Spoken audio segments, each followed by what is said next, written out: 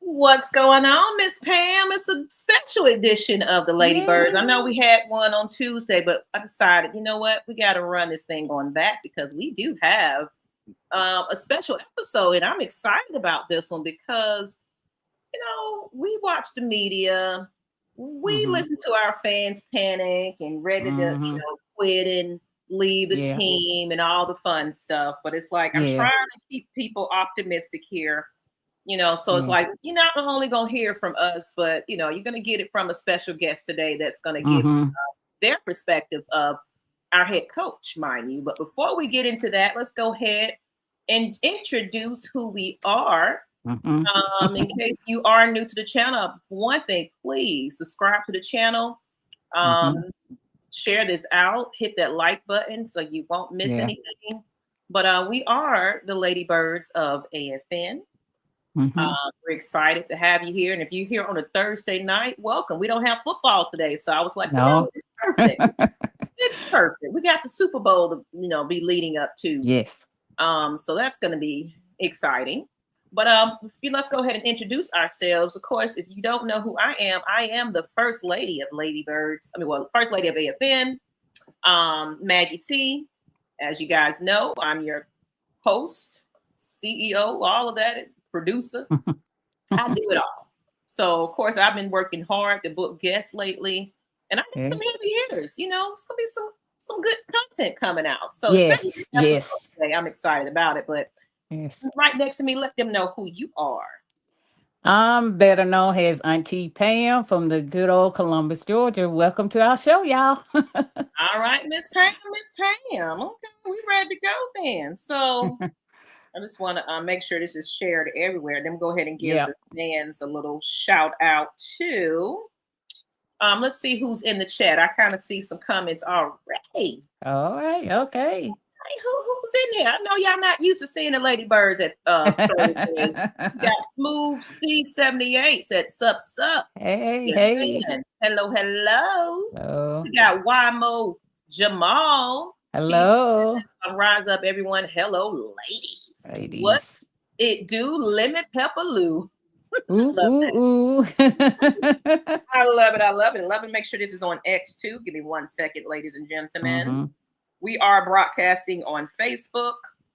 We are also on Twitter and, of course, Mm-hmm. YouTube. So if you are on Nice. any other platforms outside of YouTube, I encourage you to come and join the conversation on YouTube. Mm-hmm. So you won't miss the conversation and get in, because everybody be so silent on the other platforms. You can see Yes. all the fans in the chat here. I see something here. So did you listen to the Falcons Unplugged? Coach spoke to the fans. I That haven't. was the season ticket holder, I think. And he came on around about 7 o'clock Okay. And I know with Miss that Pam, unplug. you gonna let us know, maybe not here. I don't know if that's a Yeah. kind of private thing, but you're gonna let us know something in the background about that. Oh yeah. Oh yeah. Oh yeah. Unless you have something Mhm. that you want to bring up for we can come back to it. It's pretty much the same thing, they asked him his core values and all that, and he was pretty much detailed about what his plans was on that. That was pretty much it. Okay, so nothing really new that stood out. Just kind of Yeah. just another chance to meet the head coach. Yeah. Okay. Yeah. Mm-hmm. You got a lot of people coming through. Okay, well, thank you. Okay, all right. That's great. I hope so. Falcons fan, we got Jeremiah Weems. How you doing, Hey, Falcons? Jeremiah. Hello. He said, hello, ladies. Thank you. Like I said, Hello. this out. This is a different night for us, so I don't expect us to, have huge numbers because they're not used to us coming on this night. Yeah, But yeah. we can let everybody know and tell your cousin, your friend, your mama, Pookie, and them that we live. I heard that from somebody else, but I don't know how true that is. What's that breaking news? That if Ian is our Cunningham GM. is our GM. Let's Yeah. see. Let's test that narrative Yeah. because I know Because I heard it from one source and then I didn't hear it from the horse's mouth. That's what I was trying to hear from before I even say anything. It is? Yes. Even so, the Falcons are hiring. Who the source? Who the source? Who's the source? Adam. You already know. If it's there Adam, you go. coming from Adam, it's the truth. It's true. I see. It's true. It's true. So Falcons fans can be a little bit more relaxed. They can relax now. We're going to get into this one, but I'm going to go ahead and bring in the guest, though. So, yes. Oh, yeah. So, look, perfect timing, right, Bill? Yeah. So we can all talk about this, but let's go ahead and bring our guest in. Yes. So it is true. Congratulations. I'm glad. I am happy. We got our man. Hallelujah. Got our GM. The team the front office is complete. Oh, now we can all breathe just a little bit better because you know what? It's perfect timing for this guest because now that we got Ian as our GM, let's get into here and talk about our special guest. I call this our super fan series. Now, he's not a fan of the Falcons, but nonetheless, he is a super fan of his team, which is the Chicago Bears. No. Cleveland Browns. My Cleveland Browns. Right. My mind going crazy with this being recorded. But let's go ahead and bring him in. The introduction to him. We have Matthew Odom, originally born and raised in Cleveland, Ohio, huge sports fan and love football. He's been in Atlanta for 20 years, y'all. And he's actually a business owner. We're going to get into his business in a moment, but let's go ahead and bring in the guest in because... Hey, Matthew. Hello. Hey. Now, I want to say this. You don't say that I'm not a fan of the Falcons. I told you, unless you play the Browns, I root for the Dirty Birds. I told you, the city is just more fun when the Falcons win. And when y'all not winning, it's not the same. And I like Atlanta to be fun. You want to have some fun. So I need y'all to win, so it's okay. Okay. So we clear that up. He's a fan when we're winning, and everybody's a little bit more happy or nicer to him. And then when we're not, it's like going somewhere Browns fan. So hey, I pray y'all win all the way through playoffs and everything. I truly wish you do. I want you to. Hey, I want to ask you. I gotta ask questions because you're a Browns fan. You die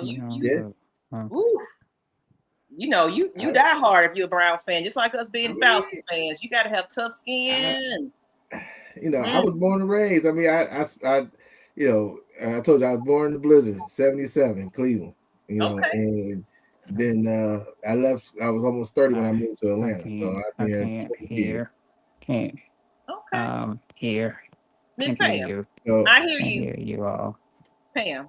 Uh-oh. Can you not hear me, Pam? Hear you all. I'm just gonna say that. Hold on. I don't think she can on my microphone. Pam. I can hear. Pam. Let me give her a moment. Pam, can you hear me? Can you hear me? Okay. I can't hear. Oh, come back. Leave and come on. Okay. Yeah, come back. Yeah. Okay. So I'm gonna go ahead and start asking this question. Of course, you was born, so it's obvious. But of course, what year do you recall? What year you became a diehard Cleveland Browns fan, and why? Is the question. Why? So, like 86, 87 is when you talk about the fumble and the draft. The thing that people don't really realize is that those games were playing to go to the Super Bowl. So when you talk about both these seasons against the Broncos are back to back, end up going back to back this year. The Broncos and the Browns were the two best teams in the AFC, and that game was the championship game to go to the Super Bowl those years. So Bernie Kosar, my history growing up with the Browns, we had really good teams, and then as I got older and adult, that's because I was in college when they left, and and then coming back and then being an adult this rest of this time, it's been pressing, to be a fan, definitely. But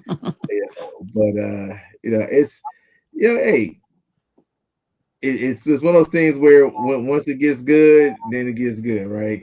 And we've all been through it. Look at Buffalo. Buffalo ain't been who they've been, the last couple of years since in '98. That's when they got Josh, right?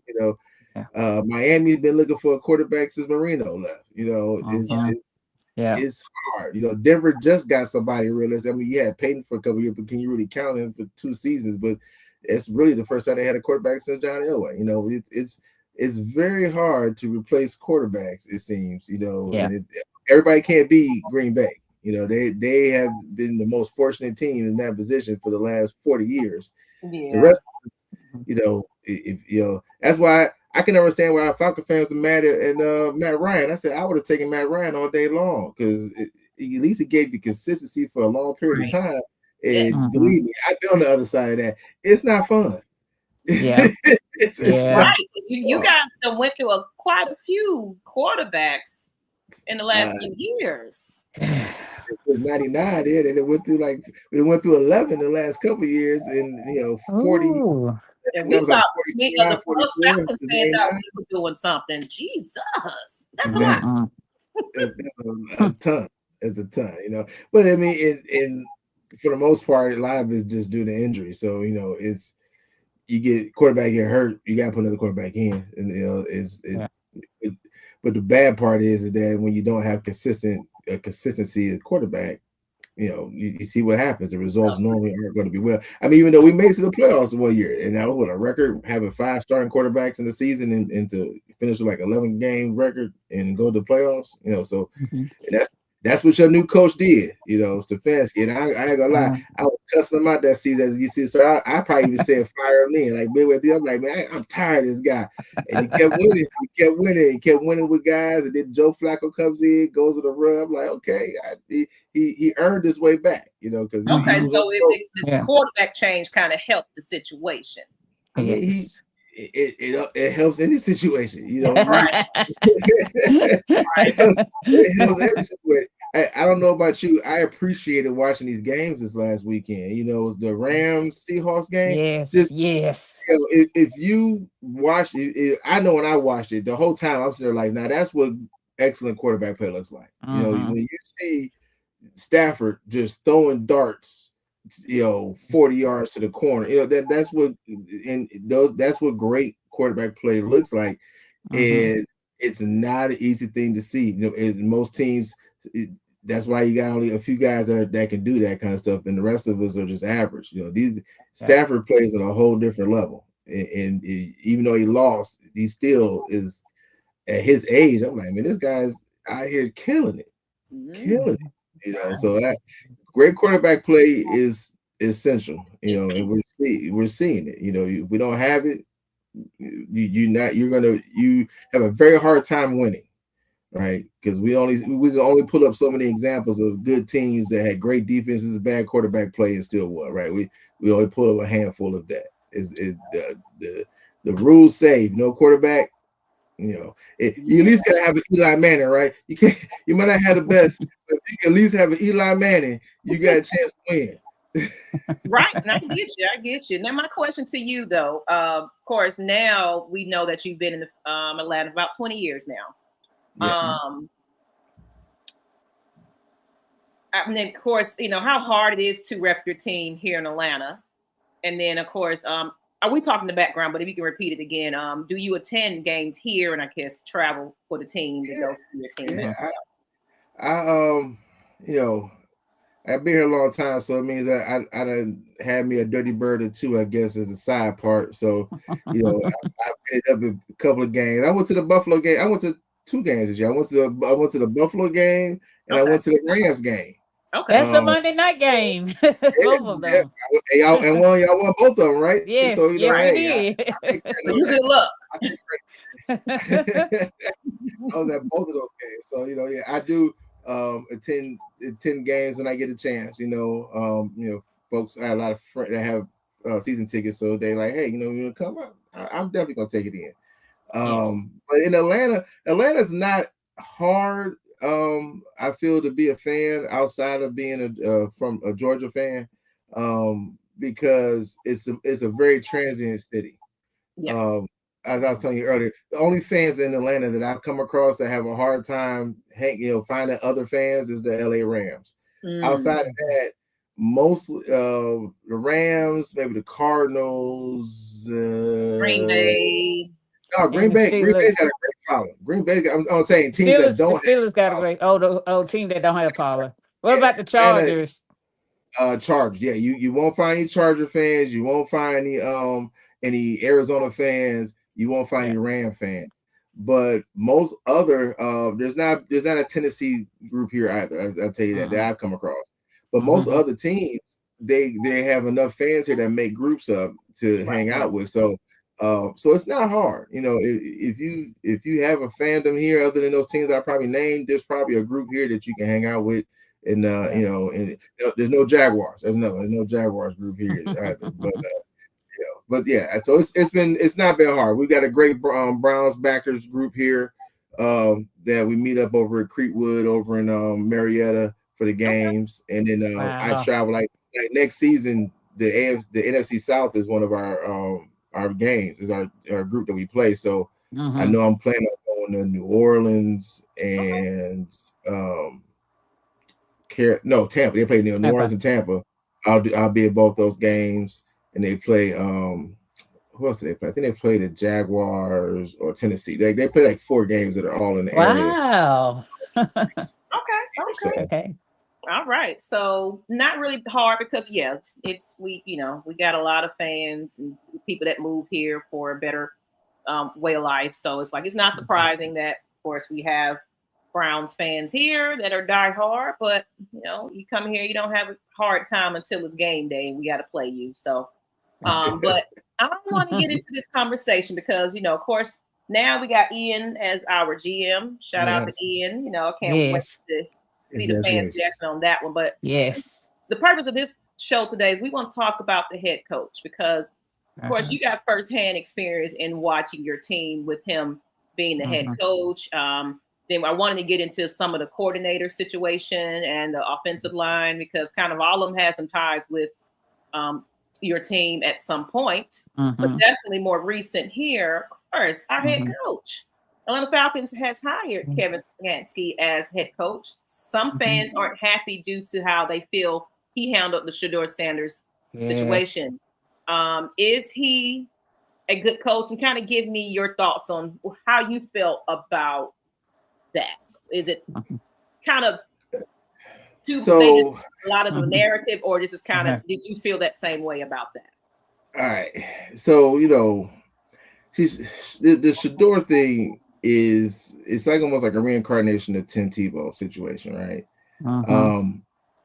A lot of people, and I'd say this, I think he had a great, college career. His numbers are what they were.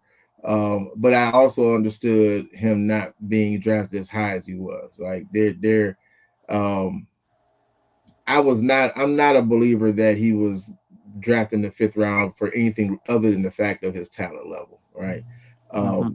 He had a lot of work to do, and that's evident. And when he started to play, you could see that, so the narratives changed so much because it was Shedeur, right? No one started counting reps in OTAs until we had Shedeur here. No one counted how many throws or how many reps or who took what reps in that fashion. People started acting like they couldn't understand that he was a 5th round pick. He's the 4th man on the totem pole, but then you're wondering why he's not taking 1st round throws or first team throws. When is a 4th guy on the totem pole ever taking first team throws? Never.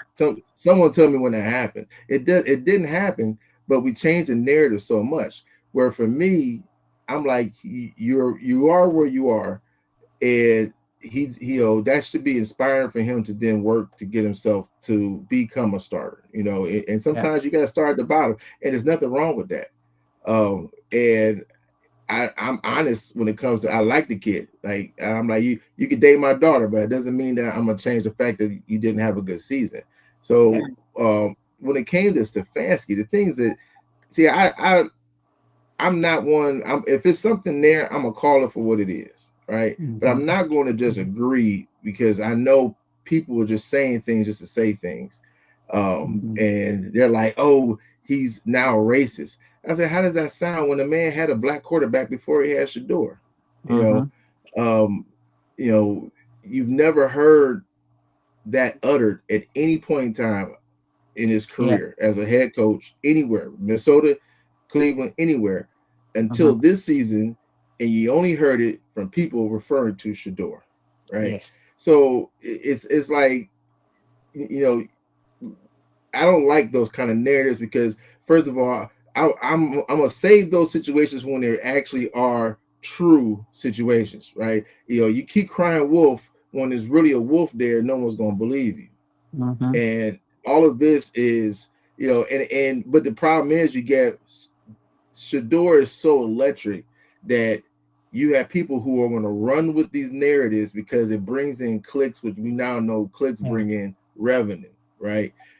There's no way in my mind that you could tell me that a guy like Shannon Sharp's sister makes any sense, who's played the game and is here talking about, well, how come he's not getting 13 reps? Shannon, you know why he's not getting 13 reps. He's the fourth guy on the totem pole. But you're pushing these narratives out here, and why are you doing this? Right? Like you should know the game, right? So, you know, Stefanski, I feel he's a good coach. He was not, you know, the Browns got set back on the Deshaun Watson process. You know, I'm not mad at the team because you took a major swing. You know, and to be successful at times, you got to swing big sometimes if you want. You know, so you know, when you everybody who's a real fan of their team, they be lying if they say they weren't. They always are wanting their team to make that swing to try to put them over the top. Browns made a swing. They truly did everything they're supposed to do. Deshaun didn't hold up his end of the bargain, right? You know, when I say I'm gonna pay you $236 million guaranteed, bro, I you know, you're supposed to deliver every time. And for whatever reason, an injury, you know, you can't really knock injury per se. But even when he played, he still did not play to the level that you expect him to play for that money. You know, so that trade set the team back dramatically on the offensive side of the game. So you have Stefanski working with things that, you know, where you're not getting young top end talent coming in. You know, they gave up 3 first-round picks. You know, there was a lot of things that the team gave up where if you look at the years when we brought Deshaun in, our first picks were like 3rd round. So so the first 2 rounds of talent you're not touching. You only get into the 3rd round. You know, so you got a guy that at the end of the day,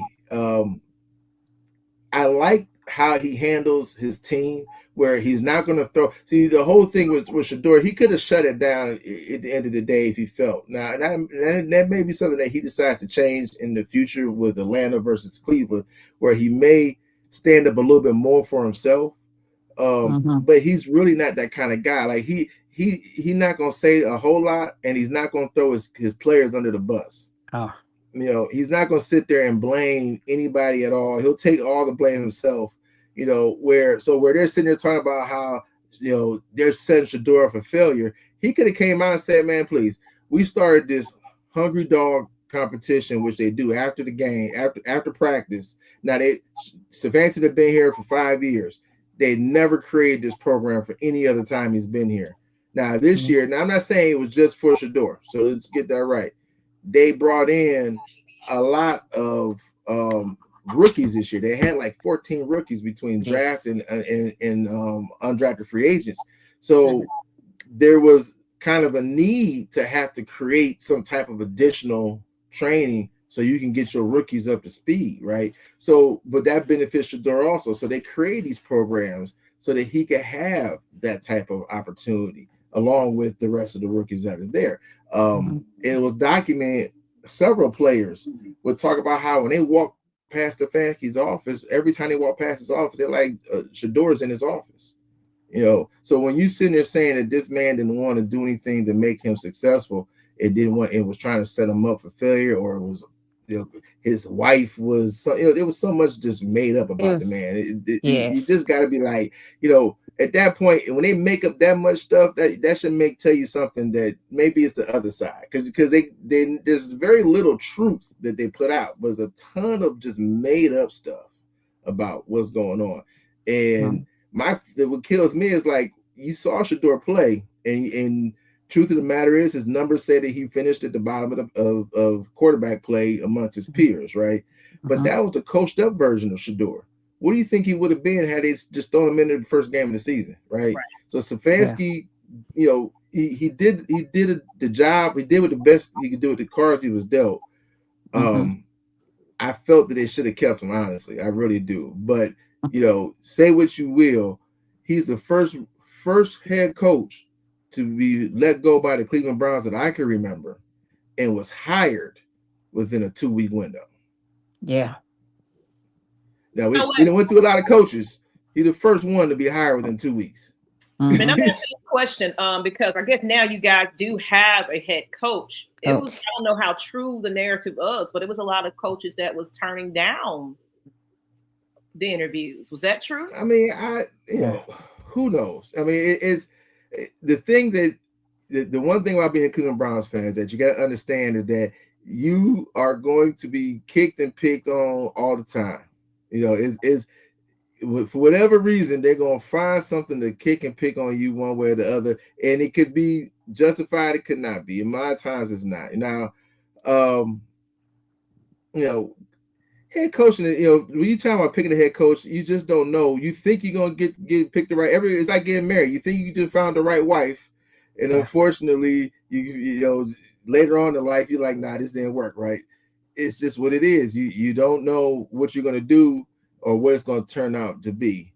I'm not, the Monken was left field, but I'm kind of like, if Schwartz stays, I'm looking at it like this. I'm like, you got two real adult people running both sides of the ball, offense and defense, that could produce some talent, versus having a young guy in there that may be able to control his team, may not be able to control his team. I don't really have a fear that Monken's going to come in and not have control of the team. And that's, been the biggest thing, I think, for even my Browns right now, is that you got to have somebody. See, now this is the thing about Stefanski. I told you what things I liked about him. Now, a couple of things that he did that I hope he changes on. It was documented by, a couple of things that I will follow with players saying is that he would call out other players during, video sessions, right? You missed this play, that play. He would call out players in front of the team, like you're supposed to. But then when it came to Watson, he didn't do that. And that rubbed some players the wrong way, especially on defense. So, that was something that I know me just following different people on the team, hearing that being said multiple times, that this came up with him. So, so that's something that I hope he in fact, that if that's the case, that he learned from, that you got to hold everybody accountable. Yeah, hold everybody accountable. I don't care how much they make it. The best, the highest paid player to the guy at the bottom of the totem pole, they got to hold them the same accountability. So that is something that he's hopefully learned from, and makes that change. Then the Falcons will be a much better team, because that's the thing. Whoever's running this team has got to hold everybody accountable. Let me get to this comment right quick. It says SC Thompson 7588. This man sounds like he is speaking for fake. H coach, God don't lie. Can you see black men? That's a coach. How would not say shorter name, act like he don't like what? Man, come on. I'm started. You gotta look at it. I like these fans. I like Shador. I just believe he's going to be like Geno Smith, where it's going to take some time for him to get to that point, right? I mean, and this is how crazy it is. He's a Browns fan, you guys. This is a fan that's a fan that actually is watching the team, from. Oh, I watched him. I watched his throws. Like I would, after the games, I would watch the breakdowns from people that broke down his plays and see just to look at what was going on with him. He has a lot of upside, but he's got a lot of work to put in, and it's just the truth. Now, the thing is that, like, look at it right now. It took Sam Darnold 8 years and 4 teams to get to the Super Bowl. And one thing I said it on Facebook, I said, if anything, that should show you that it takes a lot of luck and perseverance to get there. And he wasn't supposed to be the one to get there. He was supposed, if you look at that draft class, that was considered an excellent draft class. And it produced 3 MVPs. And it took this guy to his 14 in 8 years to get to the Super Bowl. And the other ones haven't been there yet. Wow. So it can take time. and we all called Darnold a bum, and that he was a horrible pick. They talked so bad about the man, and granted his play was not good, but it might take time, and it's going to take time for Shador. I believe that he can be good, but let's be honest, he was bad this year. Okay. That's okay, and it's okay. Like that's the thing I hate. People really want to act like it's a problem to say the truth, to say that he was bad this year. Then they want to blame all these other things as to why. But I'm telling you right now, I will dare anyone to literally go on YouTube and look at his throws. Watch someone break down his throws. You will see that he missed a lot of opportunities that just an average quarterback you would have seen. Now he's a rookie, so you give him some some benefit on it, but he's going to have to improve on those things so that he can become a viable starter in this league. And that's not saying he's got everything else. He's got everything else there to be that guy, but he's got to pick up his gameplay a lot better. Can he do it? I think he's got the work ethic to put in to get there. But you it's like anything else. You got to show it. You got to prove it. I'm not one just to give you say, okay, no, you got to show me. Because the Browns, we've been looking for a quarterback for a long time. I can't just settle on our possibilities at the end of the day. On what our future is going to be. We got to know we picked the right guy because you've shown us you're the right guy. You earned it, right? I'll be honest, and then we didn't talk about it, but I'll be honest with you. I hate that the NFL is using Shador the way they're using him right now for this Pro Bowl thing. He wants to sit up here and call me saying I'm being a coon and this and that. The NFL is cooning that boy out right now, because you telling me that Aaron Rodgers in his last season of playing in the league, who could use an extra accolade behind his name right now, you didn't ask him to go to the Pro Bowl? Yeah. Because this very well is his last time playing, and he can walk out the door with an extra Pro Bowl tag behind his name to help his Hall of Fame to make it even better.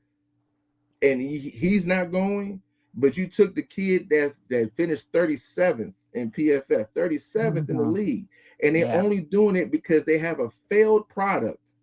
Yeah, the Pro Bowl is a failed product, and the only way we can get folks to watch is that we're gonna grab this boy and get him out there and get him to tap dance.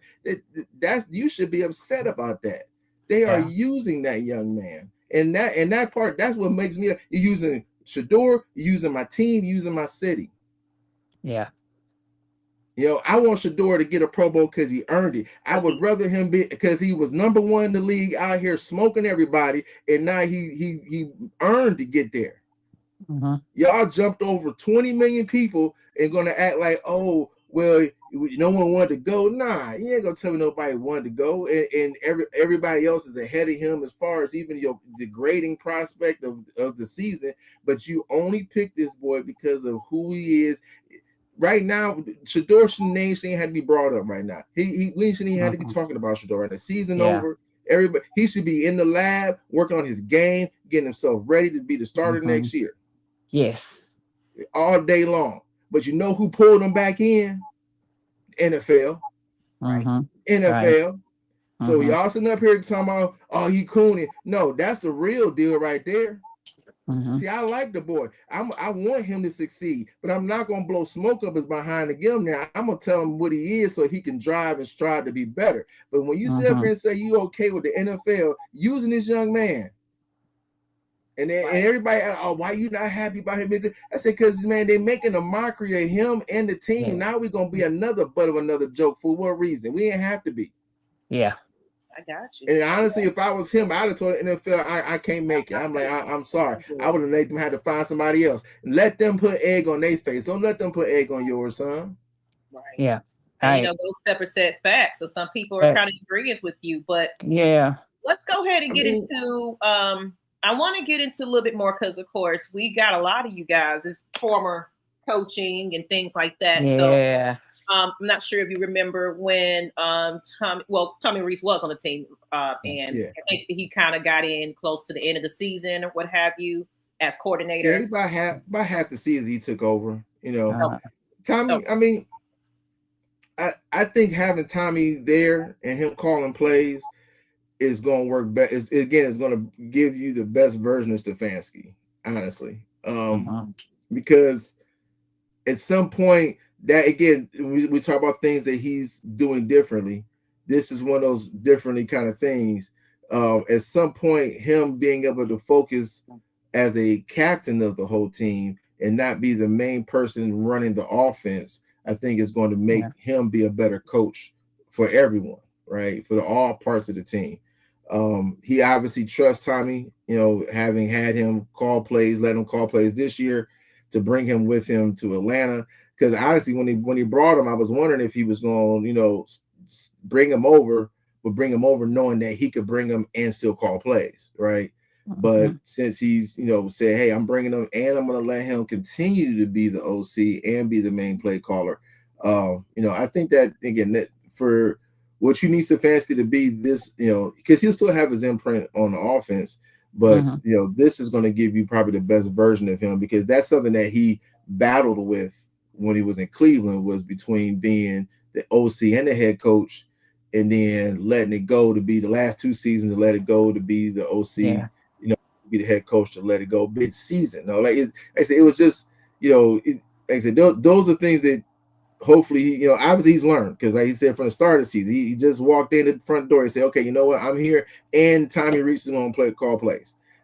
Where the last 2 seasons, it started out differently. Mid-season, he gave up the helm, you know, and then both seasons, you know, went to hell from Jump Street, you know, where had he just, we probably might have had a better chance had he either did it for the whole season or just let it go again this season and let the other guy be that guy. So, you know, so hopefully it should work out good for you guys. Let me ask you this question then. So, of course, you said that he came in close to the end of the season. So did you see a difference when Reese came in to where his role kind of changed a little bit? I did. I mean, because a lot of the growth, especially with Tommy, was with Shedeur. He spent most of his time. I want to say he was the OC for Shedeur the whole time. Shedeur, all 7 games of his, if I remember correctly. So you saw weekly how the game plan kind of, you know, would change up, and you would see some things.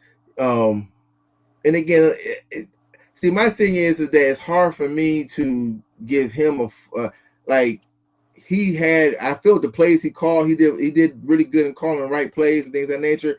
He just didn't get the execution because of what he was, you know, the limitation he had. Yeah, you know, you got a rookie 5th round pick throwing the ball. It's not gonna make you look as pretty as it should, you know.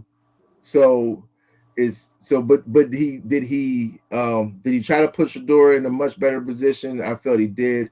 I think as far as game to game, you could see where, you know, Shedeur was, you know, either more comfortable in some of the things he was doing, cut down some of the stuff that he did. You know, he just you know. And again, he gives Stefanski really the best chance to be his best version of a head coach, I feel. Yes.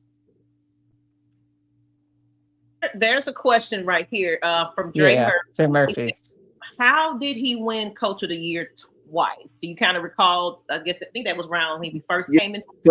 So the first time, you know, remember you talking about the Browns? We hadn't won. You know, it hadn't been in the playoffs in a couple of years.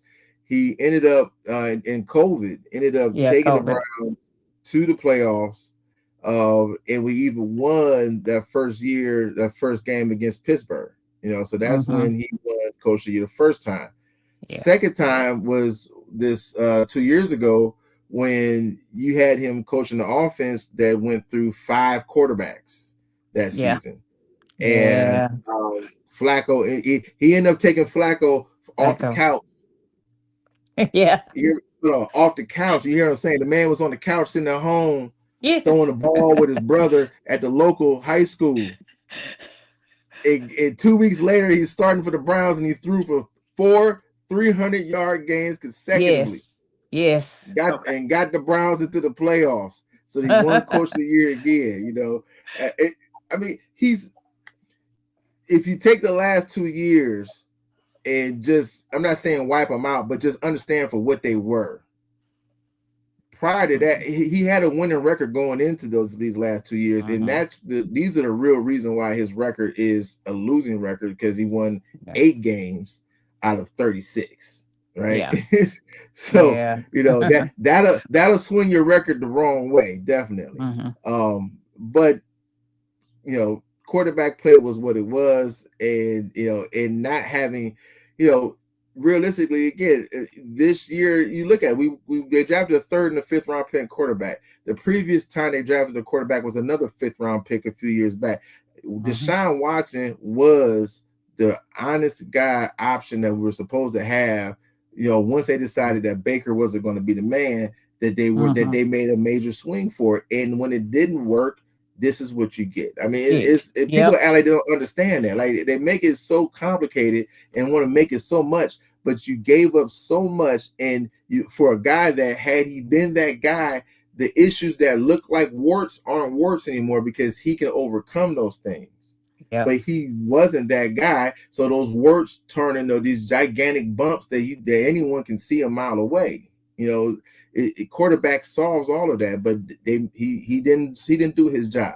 So with Baker, he was the one that requested out, correct? Yes. Well, Baker requested a trade, but see, the problem with, all right, see, my Browns normally spend money, so this might have been the one time where they were kind of penny pinching, which I don't agree with they did at that time. Dollar Store, we shop at Dollar General too. General. So no, because you got to think. So this is what was going on before Baker went into his final season on his rookie deal. You know, the Browns wanted to sign him. They would have signed him for $35 million. They wanted that was, if you go back, Lamar and Allen were both. Everyone was talking about them being $40 million a year guys. Right, the Browns looking at that, they're like, yeah, those guys are worth 40, you about 35. They wanted to sign him for around 35 million. He's like, no, I deserve to be 40. I was the first pick. Them guys getting 40, I should get 40. So he decided not to sign, and he's gonna bail on himself. Goes into the season, gets hurt. He kept playing hurt because, again, he had to bail on himself, and he's trying to, you know, trying to get there, and got even worse, got more hurt. And then it went down from there. Now, if my Browns would have maybe met him halfway in the middle, you know, maybe he signs and he's still the quarterback of the Browns right now. But you know, he did some things like I said, it's well documented. He stopped taking phone calls from everybody, head coach, GM, everybody. So he can sit there and say what he wants. But at the end of the day, he handled things in the way he handled them, which was probably, you know, knowing Baker was very immature. And that led to, you know, more of the situation again. Because we can call it what it is now, but there's not one person that thought that Deshaun Watson was going to be the person that Deshaun Watson ended up being. You know, it was at least 10, it was, 7 teams vocally that we're talking about. So that means it was really 10. And them Falcons. And the Falcons. And the Falcons. That's kind of what the whole everybody trying to go for Matt Brown left. You know, everybody trying to go for him, and he was that guy, and you know, you end up getting him, and then he ends up flopping. You know, so you know, yeah. Okay, so then we're gonna get into this last bit of it, because of course that's a given right here. But you know, if you can go back and to kind of remember him being on the team as well, we have the honor of having Bill Callahan as offensive line coach. What was the experience of him coaching in Cleveland? Did you know, see a significance with him? Man, or it was kind of the same bit of the same, you know, card you dealt with? All I can say is the last 2 years of offensive line play has been bad, and you know, injuries happen. But the thing is that when Bill was here, and you had injuries that happened to your line, you seem to still get good line play going, you know, after the fact. So I mean, he's known as the master of offensive linemen, you know, and that season that the guy was asking how did he get 2 Coach of the Year awards. Well, Stefanski got that second one more because of Bill Callahan than anything else that year, because the offensive line was down to its like third and fourth, the third string left and right tackles, right? That was kind of like where the line was down to. Not the second strings, the third strings on both sides. Wow. Exactly. So so you guys got, you got somebody that will definitely have that side of the ball right. He's hit more than he's missed, and he definitely knows what he's doing. As far as everything I saw from him in Cleveland, he was surely missed when he went to go to Tennessee with his son. So we've not had, but the thing is, this year our offensive line necessarily wasn't as good as you need them to be, but they weren't as bad as a lot of people want to blame them to be, because they blame them that because of Shador. The Shador was bad because the offensive line was horrible. That boy had almost 4 seconds to throw the ball. You can't be real bad when you got almost 4 seconds to throw the ball every time. You got 3.7 seconds to throw the ball. That's a lot of time. And offensive line kind of did their job, so it's, but they owe that's my biggest thing. For us, we gotta get new blood, new talent in there. But yeah, Bill's gonna have you guys right, or keep you right. So you have good making so far on your offensive side of the ball from just the 3 people that you added to your team. I think Okay, so let's just say, this was your team. You had the talent that we have on the team. You feel that, you guys would probably, win in the division and kind of make it. What do you think? Most definitely. You guys have, offensively, you have the number 1 weapon in the league. So, it's when you got a running back that's as electric as you guys have, it's going to be there. It all comes down to the same thing we started talking about in the beginning. Who you can get consistent quarterback play back there. From there is just staying healthy. But if you got consistent quarterback play, that's gonna get you where you need to be at. Your defense added some young guys this last year, so you got some young talent coming on that side. So you guys, I'm calling it. I already said the Falcons gonna win the South next year.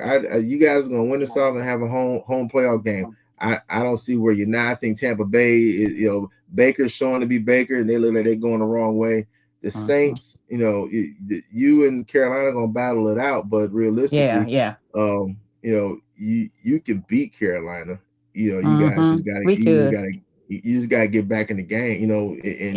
And I'm sure defensively you're gonna make some good picks and add some more quality on that side of the ball. So it's gonna be, the Falcons. I feel very good for you guys. Like I said, the only time I expect that you're not gonna win is when you gotta come to Cleveland this year. But other than that, you can go 17-1 the rest of the season. 16-1. 16-1 the rest of the season.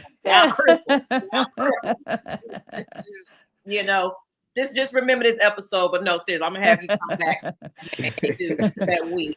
So because then by then we'll know where your team is because you got the head coach now. I'm telling you, if it's early in the season, you might just come on up. You might just come on up to Cleveland, and you're gonna have a great time, especially if it's early in the season where it's not, we got the weather's gonna be good. If it's early in the season too, man, I told you I'm going. You might as well come on up and have a good time, and let's show you some good Cleveland love, because Cleveland's a good time. You will enjoy yourself. Other than the L going back home, but by that time you done had you such a good time, you won't mind flying back home with that loss. So it's gonna be okay. You're so convinced that we don't have L. Okay. I mean, I like the confidence, but I'm just overall, overall, how do you feel the state of your team is currly? With the new head coach. What's your thoughts? I know we've been talking about the Falcons. What are your thoughts about your team? I think that once the start of this new season is done, once we've gone through free agency, gone through the draft, I feel at that point we will be in a much better position as a team, especially offensively. And from there, it just comes down to my head coach, taking those parts and making some gumbo, right? Man, bring it together and baking a cake. So I know he's like I told you earlier. The part I hated that Stefanski was that wife that you didn't like. She's not doing it anymore, and you got rid of her. When got you a younger girl, gave her a new house, gave her a new car. So we about to get Monk and all this nice new shiny stuff, and we got rid of the old one because but the old one never had those shiny things, right? No, It's like, he didn't. So, but he found him a new wife, and then she has some shiny things. So he landed in a good spot in Atlanta. So I'm happy for that. But for us, the division is up for grabs. So that's the thing I do like. With all the change that happened, three new head coaches. The division is truly up for grabs. Yes, so it is. If we can, if Shador's going to be the starter next year, okay, as long as Monken can work with him and get some production out of him.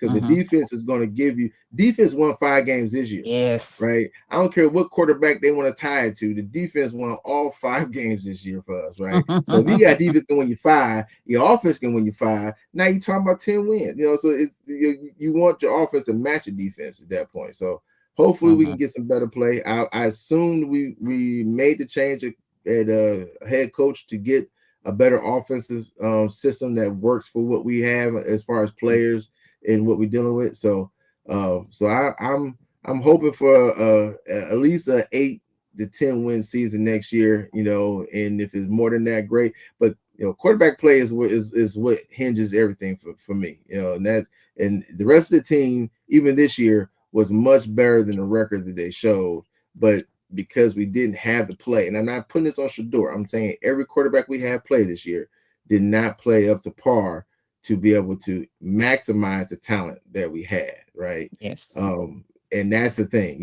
you might not have the best talent, but if you can't maximize the talent that you have, it don't matter what talent you got. So that's my take. Our fan base is giving you some props about. Miles Garrett. Real quick. Man, sure. Miles is a beast. He's a beast. I mean, hey, 5 sacks in the game. I mean, he's an alien, and I'm happy that he was there. This was the problem that Miles continually had every year, was that it was always something that just like that one thing that always happened that kind of derailed his season. Like he'd be having a good year, and then bam, he get into a car accident, flip his Porsche over 4 times, or it's always something that happened that just kept him from being able to just really get it going. And this past year was a chance for him really to just show out. But it was because of the defense that the guys he had around him, allowed him to be great like that. But he is the best defensive end that I've ever seen play, and I'll put him up against anybody because the way he bends around a corner is just it's Matrix level. Like this is Keanu Reeves. Like this guy's up here floating basically. So yeah, Miles is definitely a beast. Okay. No, we ain't sending Miles nowhere. Miles retiring on Cleveland Brown, man. Our chops are like, come on. He might come down here. And it says, in my opinion, Ghost Pepper said Todd Monken is an ideal coach for Shooter. Yeah, he is.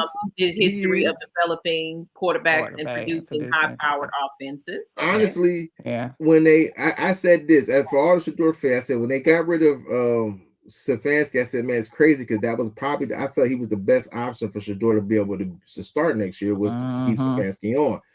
With them hiring Monken, I will amend that because I didn't see him as coming as a guy that they would have brought on, but having them hire him, I feel good. I feel better about seeing what the evolution of Shador might be, because again, I want him to be good. I just don't know if we got 5-6 years to wait on him to be good. That's the thing.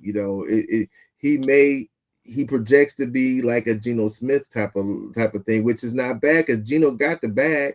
It just took him a while to get there. It took him a couple teams and years to get there.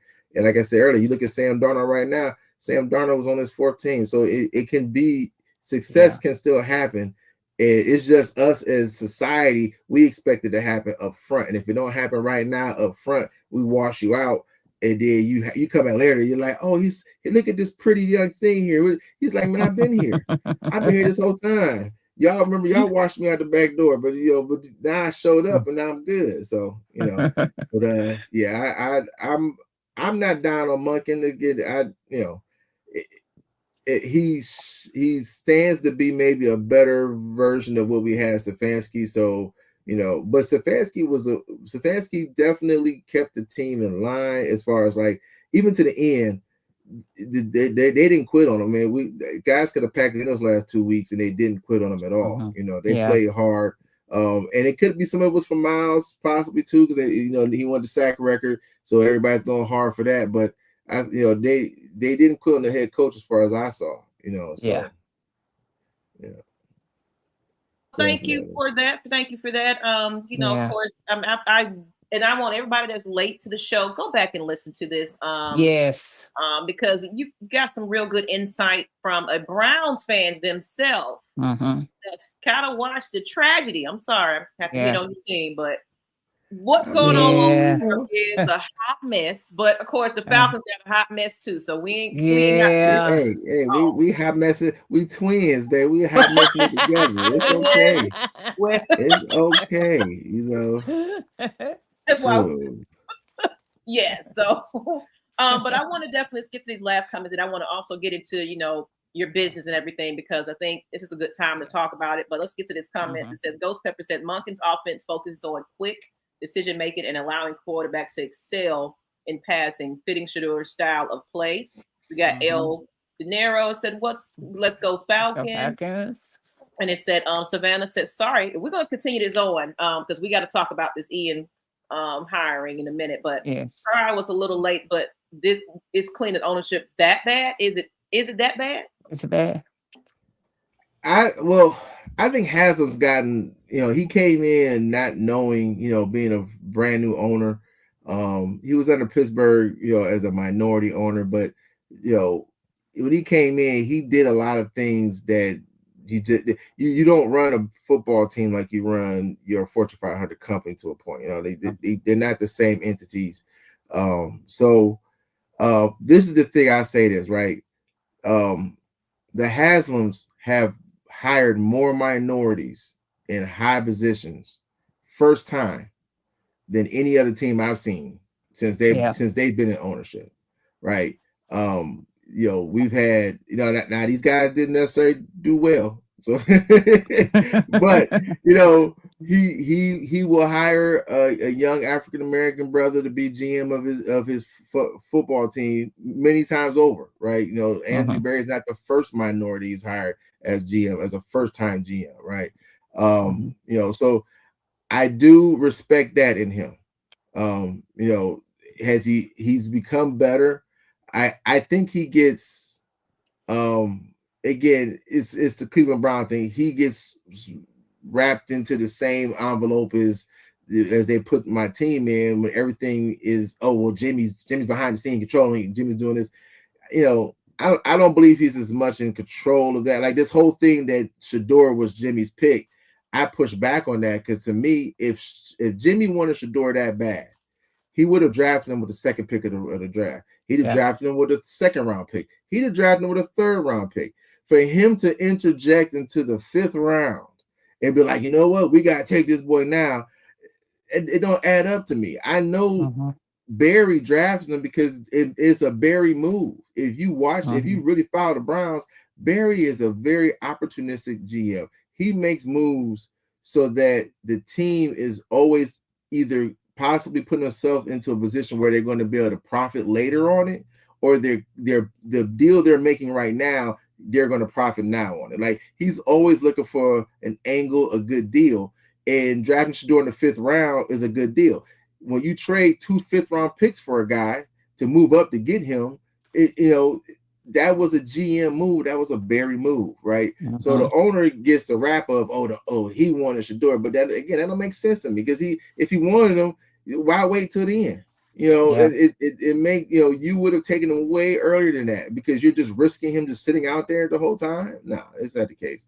So the Haslam's, again, they're not perfect, they're but I think they've gotten better, and they get they get bad raps right now that I don't believe they necessarily earn.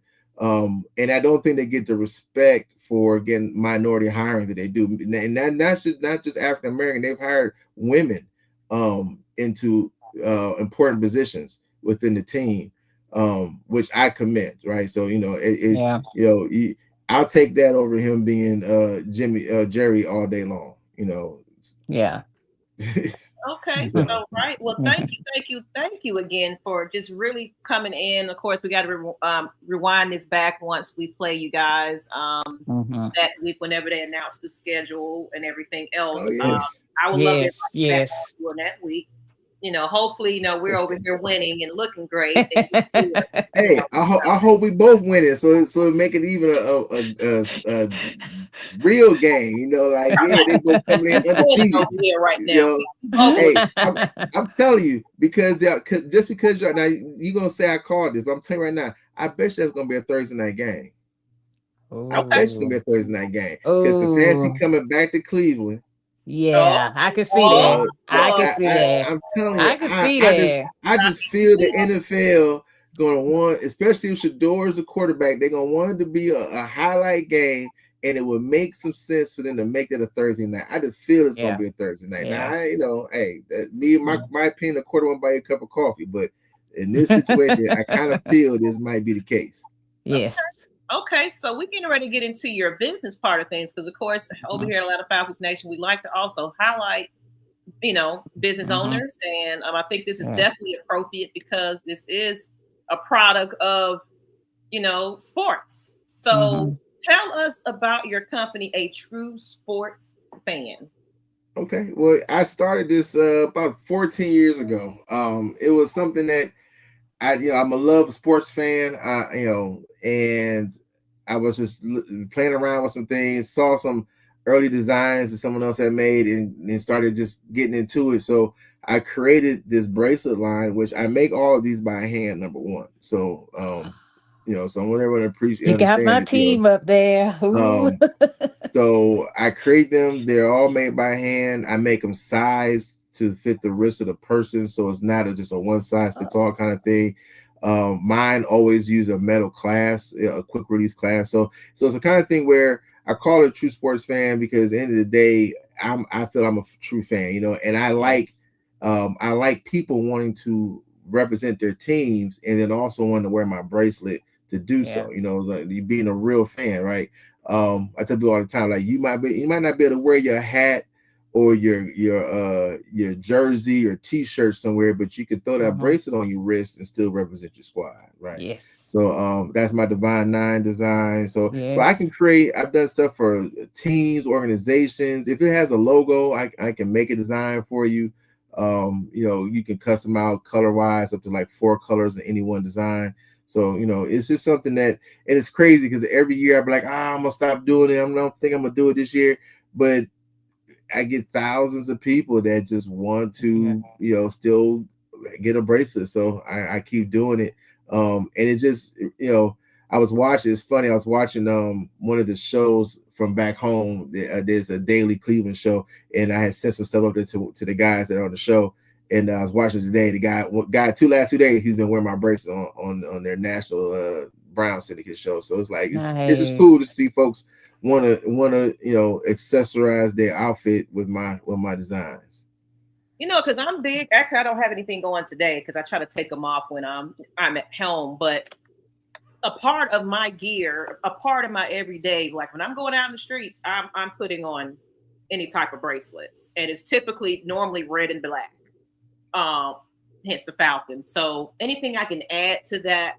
Like when I go to the games, like you said, when you can't, maybe you're not wearing the jersey or the t-shirt, like no matter what I'm wearing, I got something on my arms. So how fitting can it be where it represents your team at the same time? So I definitely want to get with you because I would love to have an AFN one, custom made, where I can have that on my arm along with the Falcons because Hawks, Braves, UGA, Miss Pam. Ain't no Georgia Tech. Hey, Georgia, there you go. Hey, I do it all. Whatever it is you're looking for, man, I definitely got it.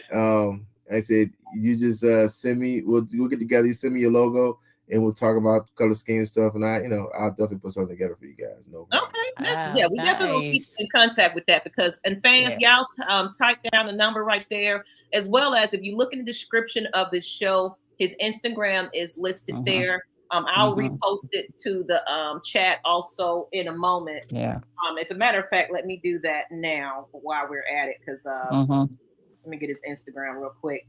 But so you guys can go ahead and click on that and show him some love. Get you guys some, some jewelry so you can have that 24/7. I appreciate it. And I said tomorrow's my birthday, so ladies, I thank you guys. Happy birthday! Hey, and I want to share this with you, right? This has been an awesome week for me. I won't even lie, man. I started a new position that I've been trying to get into for well over a year. Finally got it.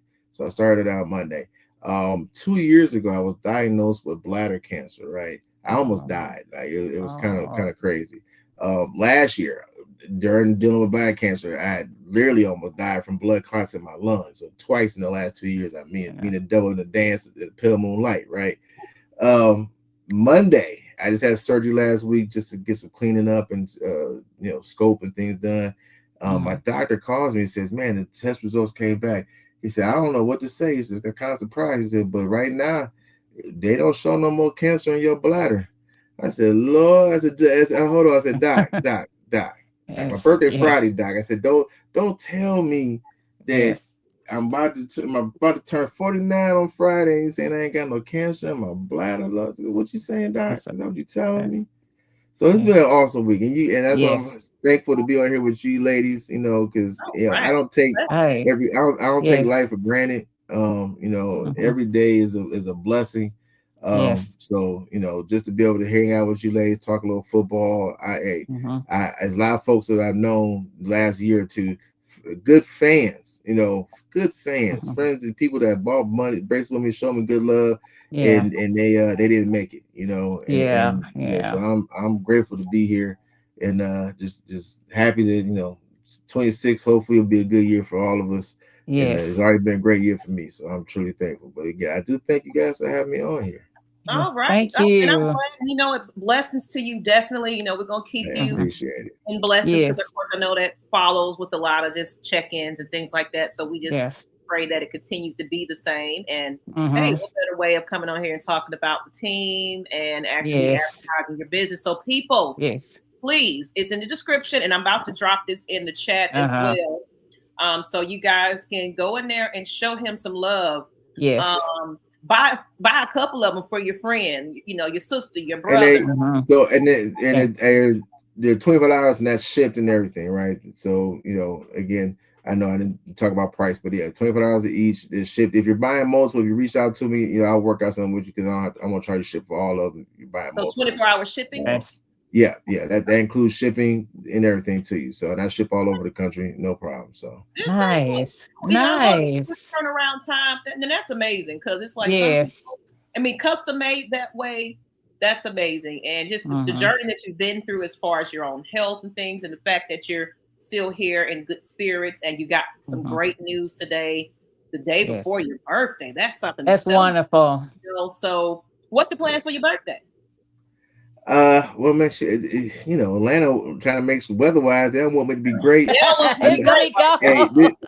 Normally, last couple of years, I go to Miami. This time of the year, just my birthday, because the flights are cheap, and you go to Miami in January and spend a little money get down there. So this year, I didn't make any plans. So I'm going to my favorite restaurant is closing. Oh my God, Agave. I don't know if you guys have ever ate there. I hate the fact if you have it, you probably won't because Saturday's their last day. They've been in Atlanta for 25 years. This place has been 26 years. This would have been this year. They've been in existence, and they're closing this last 2 days. Great food. So what's the name of it again?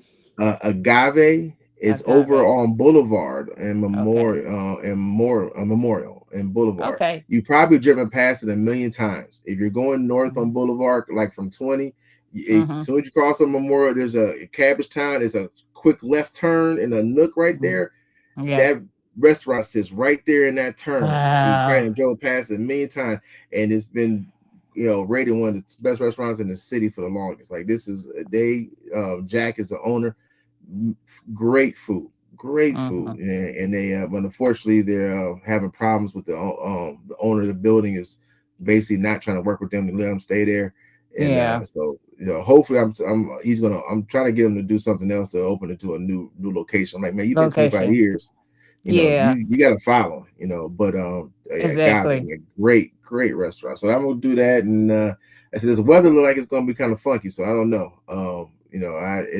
I may have to push it back, a couple of days or whatever, if it's gonna be snow and nobody gonna be able to get out. So we'll see. Okay. Well, whatever you decide to do, I do hope you can at least get in and eat good for the last time, yes, last week of that restaurant. But I want to thank you. Like I said, we're going to communicate after the show and everything else. So I'll message you. I got your number now. We will be working with each other in the future for some things because I got some ideas that I want to go with. And I will talk about that soon. Definitely want to get something for AFN, definitely. But we can, in honor of this, your great news and everything else, people get out there and start buying, showing us love. Prayers to you again, but we want to go ahead and let you go ahead and have the rest of your day because we get ready to get into this conversation about our new GM. So some fans on and everything else, but we will be talking soon. Okay. Yes. All right. I appreciate it again, ladies. Have a great rest of your day and a great weekend. And let everybody else know, other than Instagram, anywhere else they can find you. You can find me again. Instagram is the best place to reach me. Honestly, if you message me through there, you're fine. My email address is the name of the company, www.atrusportsfan@gmail.com. And it's true like Master P True, TRU, no E. But you can email me also, and like I said, I'll invoice you, whatever. We can talk about what you want, put together your order. I can invoice you out through I use a PayPal service for invoicing. So my website will be up probably in the next couple of weeks. Definitely. I'm just retooling it, getting it, remade for some new design stuff. But definitely let me know. I will gladly get you whatever you need. I do all sports. If it's got a logo, I can make it. I don't care if it's a high school. I've done a lot of options, a lot of things, businesses, motorcycle clubs, sports, high schools. I've made it. So definitely let me know what you need, and I'll take care of you. Hey, well, thank you, Matt. Appreciate you. We'll be back once we have that game that week and everything else. And I'll have my jewelry on so I can flash it. I'm gonna have all teams. I'm just gonna be. It's like this. But thank you again, and then we will be talking soon. You have a great one. Enjoy your birthday. All right, you too. Thank you.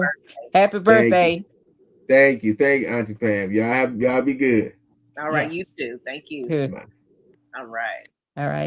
Okay, so let's go ahead and get into that was wonderful news that he received. So I'm happy for him. I'm happy too. Good news on today. Can't hear you. You can't hear me? Oh, Pam, you might have to volume check out again. Yeah. So I don't know what happened. So come out and come in. I don't know what happened. So I love it. They released Kirk.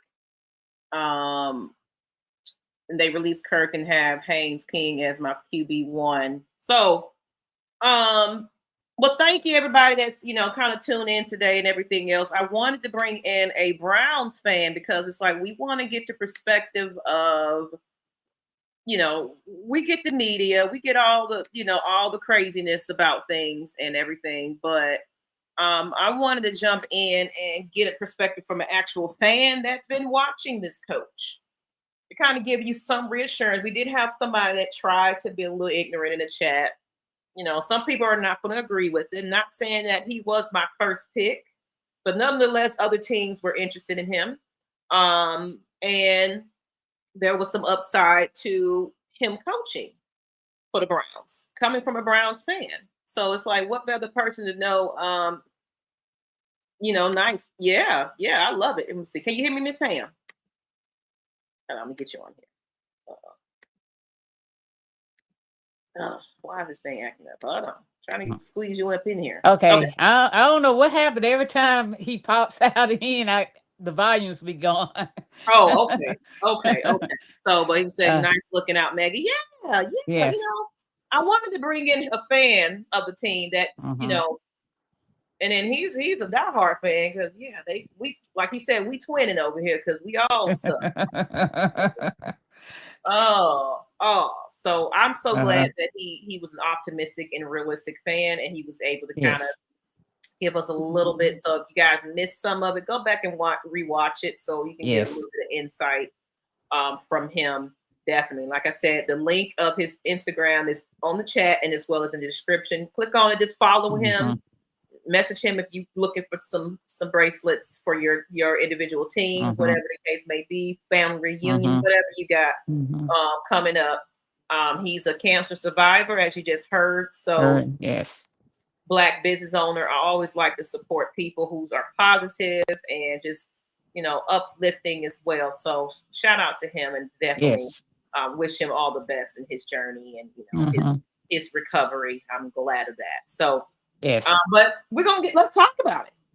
Yes. Let's talk about it, Miss Pam. And I think we have a couple of minutes, it's, we can bring some fans on if they want to get in here and talk about it. Good. But, yes.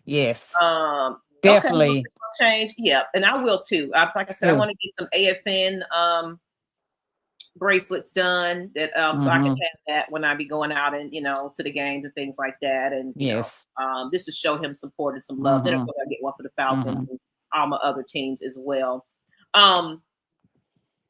So big news, major news, Miss Pam. Yes. Yeah, so they want him to have his own press conference, and I kind of understood that, because they had Kevin doing the press conference on his own, and now Ian gonna actually do his own personal press conference. So I think it's just silenced a lot of fans that, we didn't get a GM right now. Now we got a GM. So right.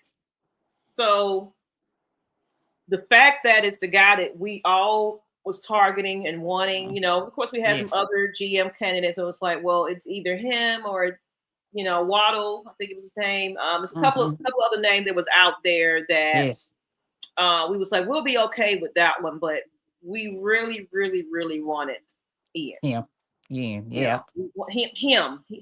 We wanted him. So I think our what do we think about it? We're happy. We're thrilled. That's what I was like. In order for this to work with Matt Ryan, everybody's kind of in their feelings, but that's why I'm glad we had a Browns fan to come on and kind of give us a little bit more reassurance that we can breathe just a little bit. It's not, pom poms and we're winning the Super Bowl just yet, but you can kind of like, okay, maybe it's not so bad after all. We're gonna give him let him prove himself first. But I was like, I said it on the Lady Birds. I said, Matt Ryan, he got to make a grand slam at this GM position. He got to make a grand slam right here, and he did, and he delivered. So, them folks. I'm gonna say, Matt lived through this. He know the culture. Yeah. So overall, we got the pieces there. We got everything plugged together. And you know what? I did take from. Actually, let me put this up. Hey, I didn't put it up. Actually, I'll just speak it. So. Okay.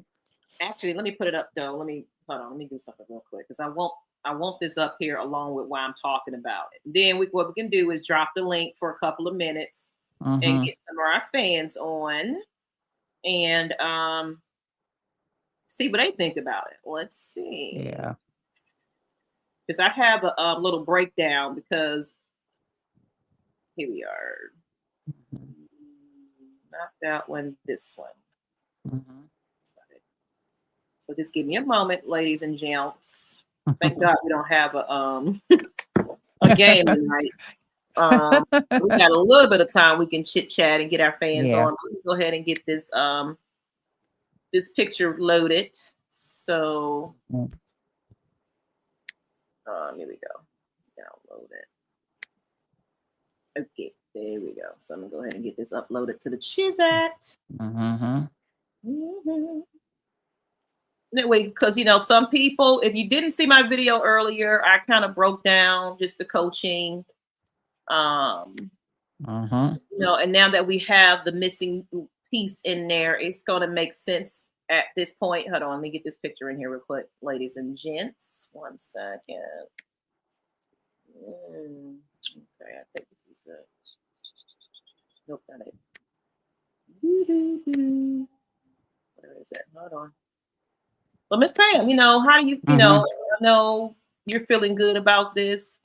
Now the question is, I'm asking to the fans, do you trust in Matt Ryan at this point? I do. I trust because he from a perspective, when he was doing the CBS thing, he kind of looked at a distance of how the team was playing and how other teams were playing, and he knew that we weren't playing at that standard that he was used to. And so when Arthur Blank offered the opportunity to offer him that job, I mean, that was something he couldn't turn down at all, and they had always asked him, was he ever going to be, did he ever want to be a coach or something? And I think he didn't really want to show interest in that, but more or less he wanted to do it more of a upper management position. Yeah, and that's like, and I'm not everybody's cut out to be a coach. You might be skillful and everything else, kind of like some other players. Like, I don't want to coach. It's a couple of them like don't rather not coach, but leadership. Definitely. I think that what, I'm gonna drink this one. I'm sorry, I'm over here drinking soda. Oh, you good. But I wanted to break down because so people can kind of understand how the coaching is. It's on the screen and everything else, but these are what I gathered from the notes. 1 second here. Okay, so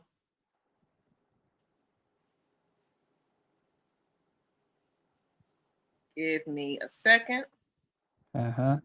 Then, like I said, we're gonna drop the link in the chat too, because I want to hear from the fans as well. Yes. To you, Savannah, he ain't going always because he wants the ring more than anyone. Exactly. Also said he ain't going to write his soul until we get that. Oh yeah, he's not. Yeah. Good evening, Vincent. How you doing? I'm glad y'all in Vincent. here.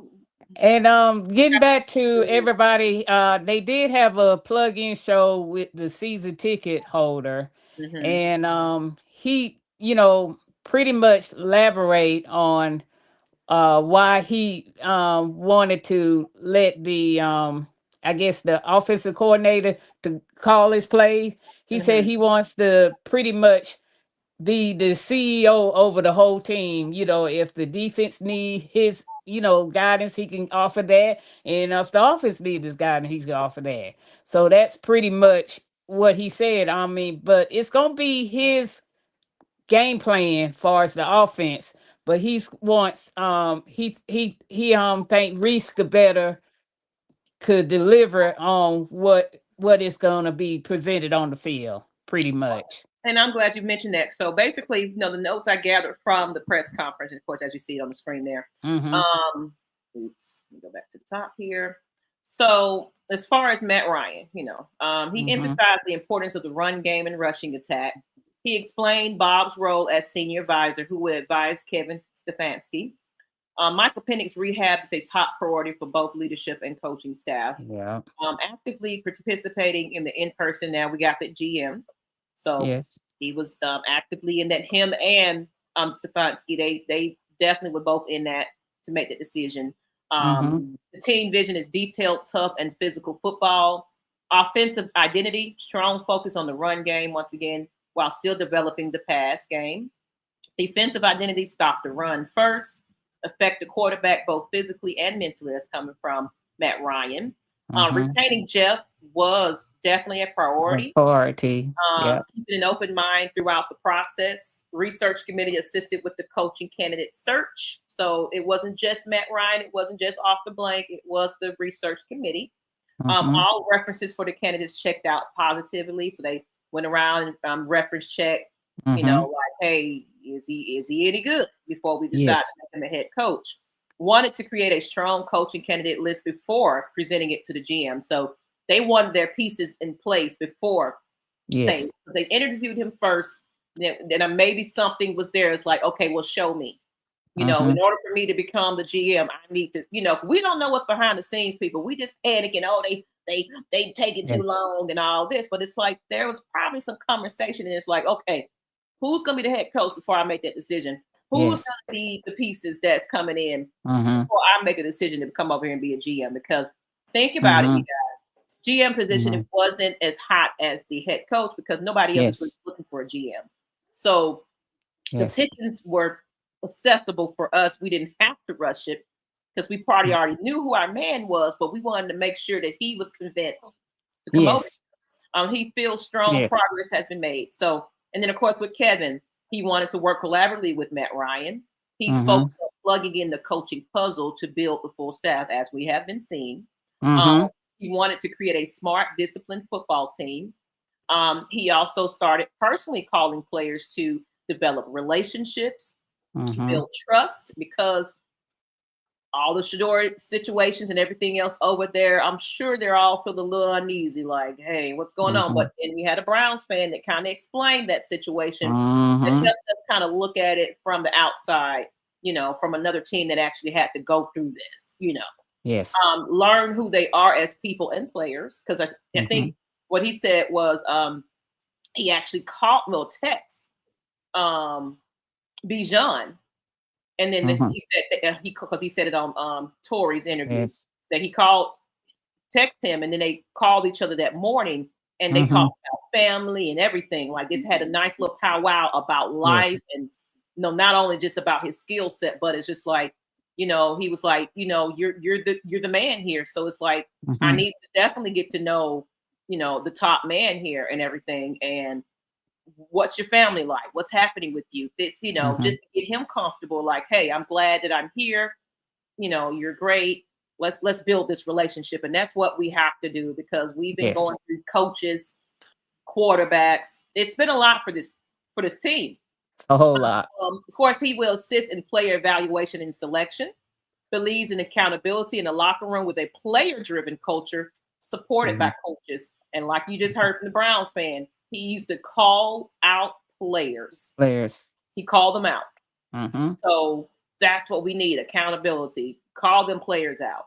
Tommy Reese will be calling the plays, shared the same vision as Matt with physical football, and he support Matt in the search for, you know, so this is a GM coach here. And here's some staffing notes as well. Bill Callahan is the offensive line coach. Kevin has worked with him since 2020. Considered one of the best in the business. So great decision there for Matt Ryan. Happy to continue working with Jeff. He said that he feels that Jeff gets the most out of players. And, you know, that's the mindset he wants to fit in the coaching staff as well, where he feels that Brick's strong fit culturally is a great fit for this team. And it just makes sense to attain him and hold on to him versus him coming in and say, hey, I got my own person to bring in. It's like, nah. Let's not break what's not broke. You know, let's not tear up something that's not broken. You know what I'm saying? If it's working for this team, it's working for this team. I did see some other creators was like, oh, well, he's bending and he's not standing up for himself. It was like, so you wanted to get rid of Brick? Like, let's make that make sense here.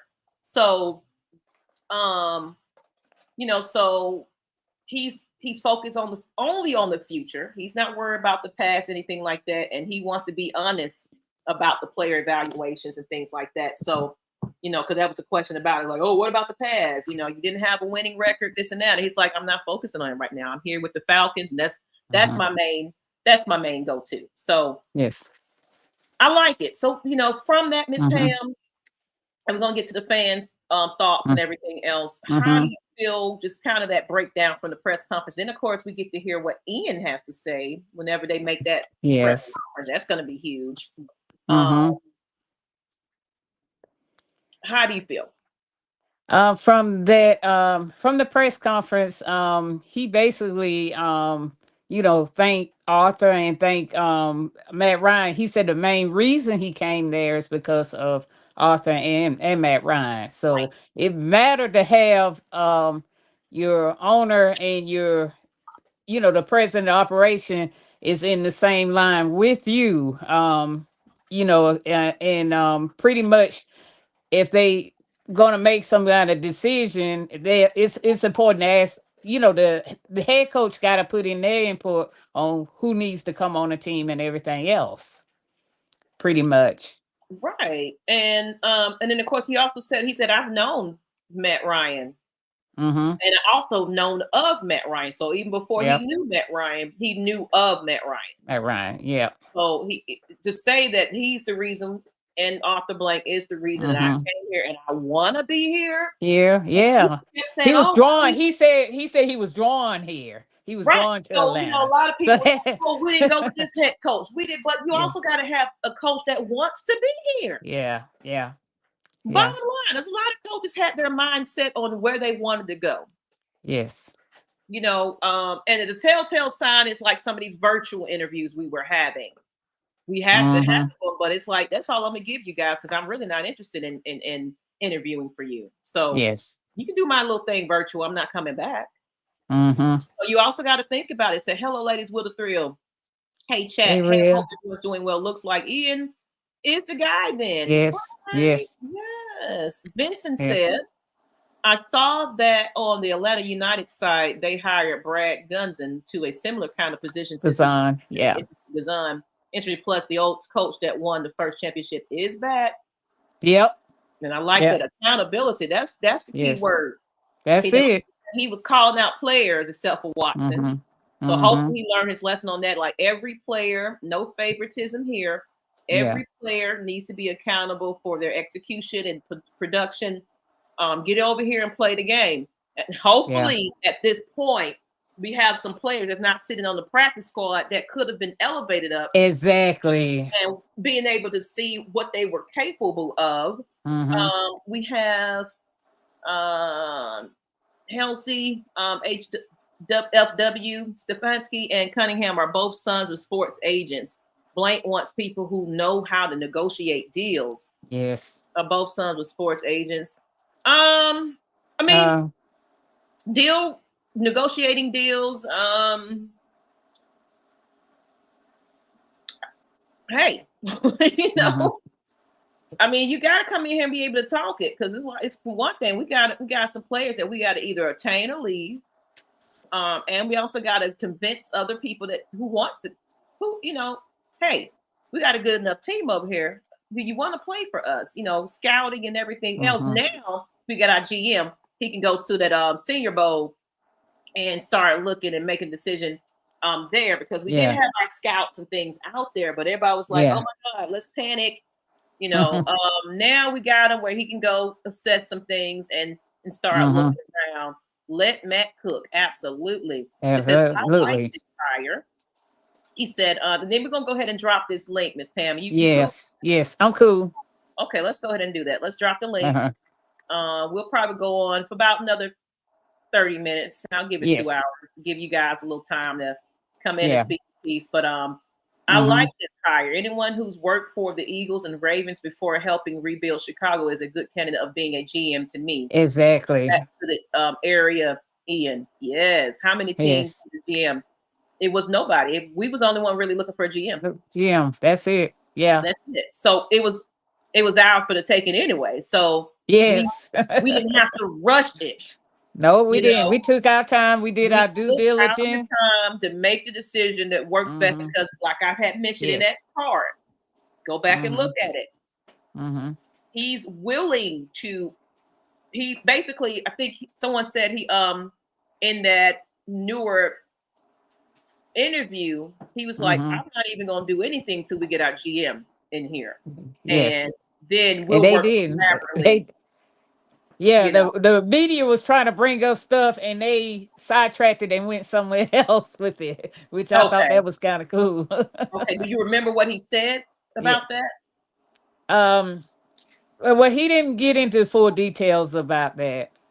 In the plug to my on the plug up show, he didn't give into full details on about that. The only thing he talked about was offensive coordinator Reese and his core values and the culture of Atlanta. They asked about what restaurant did he eat at, and he said he haven't tried, and his family is currently looking for area to move into. That's basically what they were doing. So that's basically it. But Dave Archer did the moderator of that whole thing, and he didn't speak long, but about 30 minutes, and that was it. Okay, because I know someone put it in the chat. Hold on. Let Uh, me see. That he was basically saying that he's not going to really do. He didn't want to push and do too much because you know how they kept saying, "What's your decision?" That's what it was. They was like, "What was your decision on the quarterback situation and everything else?" Yeah. He basically was like, "I'm not going to make. We're going to talk about that later Later, because he wants the GM and come in here, and we can have that conversation with the GM exactly. and make that decision then." So, Yep. because now there is a report. I'm not Mhm. sure how true it is, but they're saying Yeah. that the Kirk Cousins may not be here starting, and Yeah. we got Penix saying, you know what, I might be better by game By day. by game day. Yep. Yep. So things are starting to kind of heat up here. But Will the Thrill Mhm. said, Des and I were talking on the show tonight, and we weren't convinced. But the intro presser and interview has us pretty sold. Looking forward to see what's to come. So let me Yes. drop this link Drop the and links. let's Yes. get the fans up in here. You tell us how you feeling Mhm. about Ian. You know, we got Stefanski, we got Yeah. the Reese. Reese, And and the another senior thing, advisor over. another Uh, thing he said in that plug-in mhm, about the quarterback coach, but mhm. I'm thinking they taking their time to trying to get the right person for Right. that position. So I Mhm. so I wonder, well, why they taking so long. You know Then what? I That's gonna be a very, very, That's an important very position. Yeah. most important. I mean, yes, the GM. You know, all the positions are important. Mm-hmm. But just like you heard with the Browns fan, quarterback Yeah. development, Yeah. play, Yeah. it, Yeah, he it's want to going put to be that right impressive, person to develop that quarterback. So right? that's Because he why got the weapons, they're trying to get that right candidate in right? here. I So personally I think, so now I understand. I ain't gonna question. Well, I ain't gonna get it. So they just taking that. They're just trying to find the right person for it. right. And Mm-hmm. Savannah said, I think personally, Matt had this already set up, but he needed Mm-hmm. to let them coach things settle, then bring it in, so they both got. Yeah. That's it. That's why I was saying Uh-huh. that they Mm-hmm. wanted to plug in the puzzle pieces when they interviewed Yeah. him the first time. I'm sure the question was, so who's going to be the head coach? You know, Yes. who are you bringing in here for me to want to come over here and be a GM? You Mm-hmm. got to make me want to come here. So, Matt, Yeah. off the blank, what you got Mm-hmm. for me?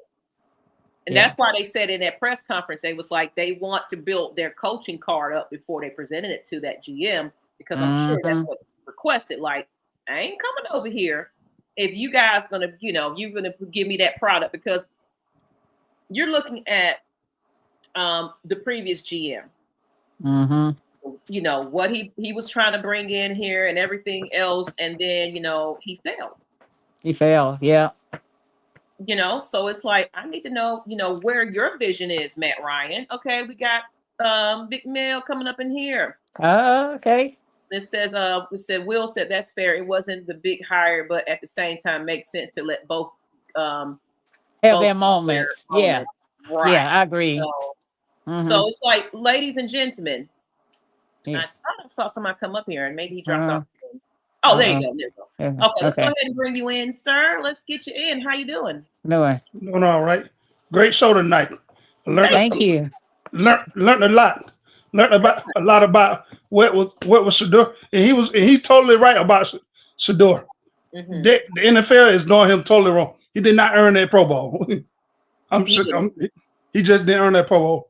But on my team, I like the hire that we got in Cunningham. I like that I feel like from Ian Cunningham to Stefanski to Matt Ryan, I feel like all three of them would be on the same collective of heads to like if we want to whoever we draft in the draft or whoever we want out of free agency.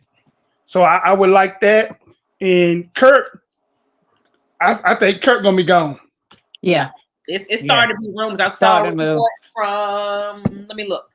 Yeah, they got to free up some space to sign the free agent. Yeah, I think Kirk gonna be gone. And everything. Yeah. Yeah, I think he's gonna be gone.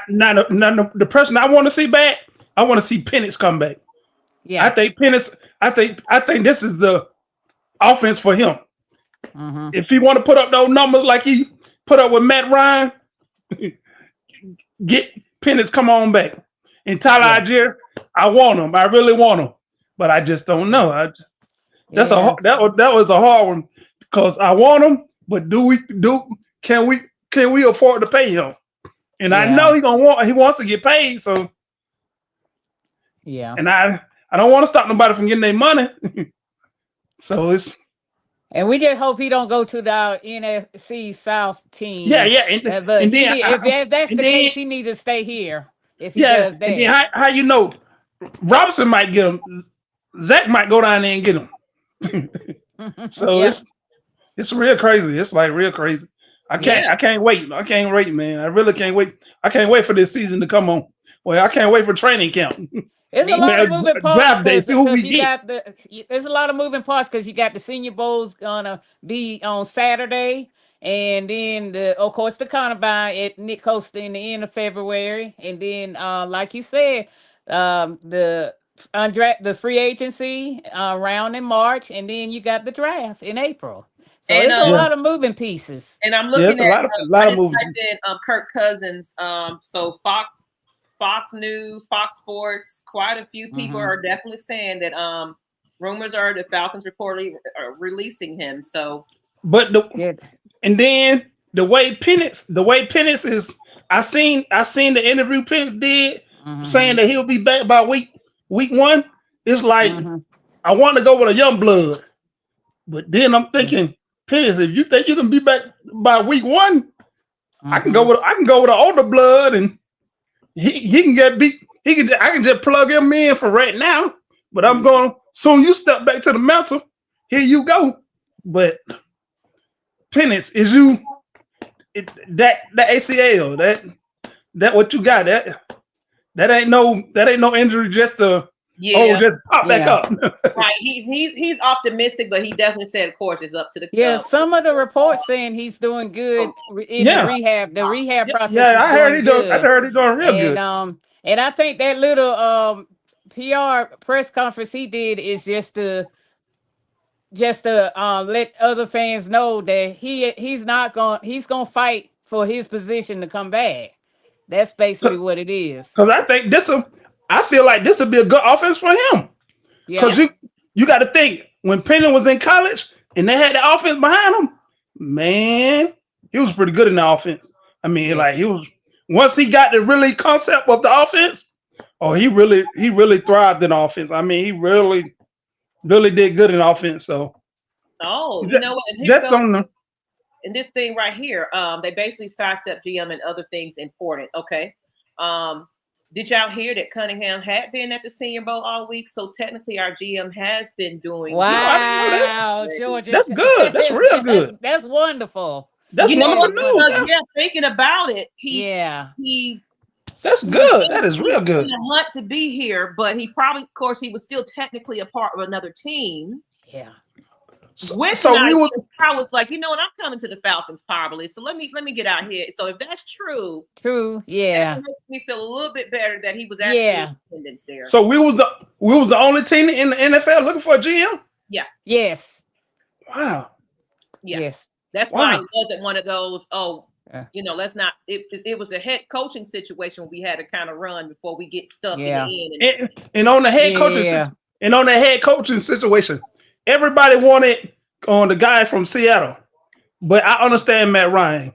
You cannot wait on a position like that, especially when it comes to like head coaches or anything like that. You cannot wait. I mean, you cannot wait. You need to go and get the guy in so he can get on the page with you, and then start developing, helping your players get up to speed to their plays. So I understand what Matt Ryan did. You got to hurry up and go and get that guy on in there as soon as possible. Right. Definitely. Yeah. You cannot wait. You cannot look at the guy from Seahawks. He's still in the playoffs. We've been waiting this long. We can't wait that long. Because we would have risked it where it's like, somebody else would have scooped these this up, and then we would have been having the barrel, and then it really would have been like, and then we already upset with Raheem. Now we would have got another guy in here. We would have got the bottom of the barrel. You were like, no, I'm Matt Ryan. I thought you were gonna get us a pretty decent head coach, man. Oh, now you've been a ride. You're choosing from the bottom now. Right. Yeah. So you're doing our self-serve, even though some people still are kind of uneasy about our head coach. Yeah, you just got to give him a chance. You really just got to give him a chance. Yeah. Like the guy said when y'all had on, it was a lot of stuff that's going over there in Cleveland. So you just got to really understand, and hopefully he, like the guy said, he said when you had him on, you need a quarterback that's consistent. Yes. I kept hearing that word consistent. Like Matt Ryan was. Hopefully, Penix could be that guy for us.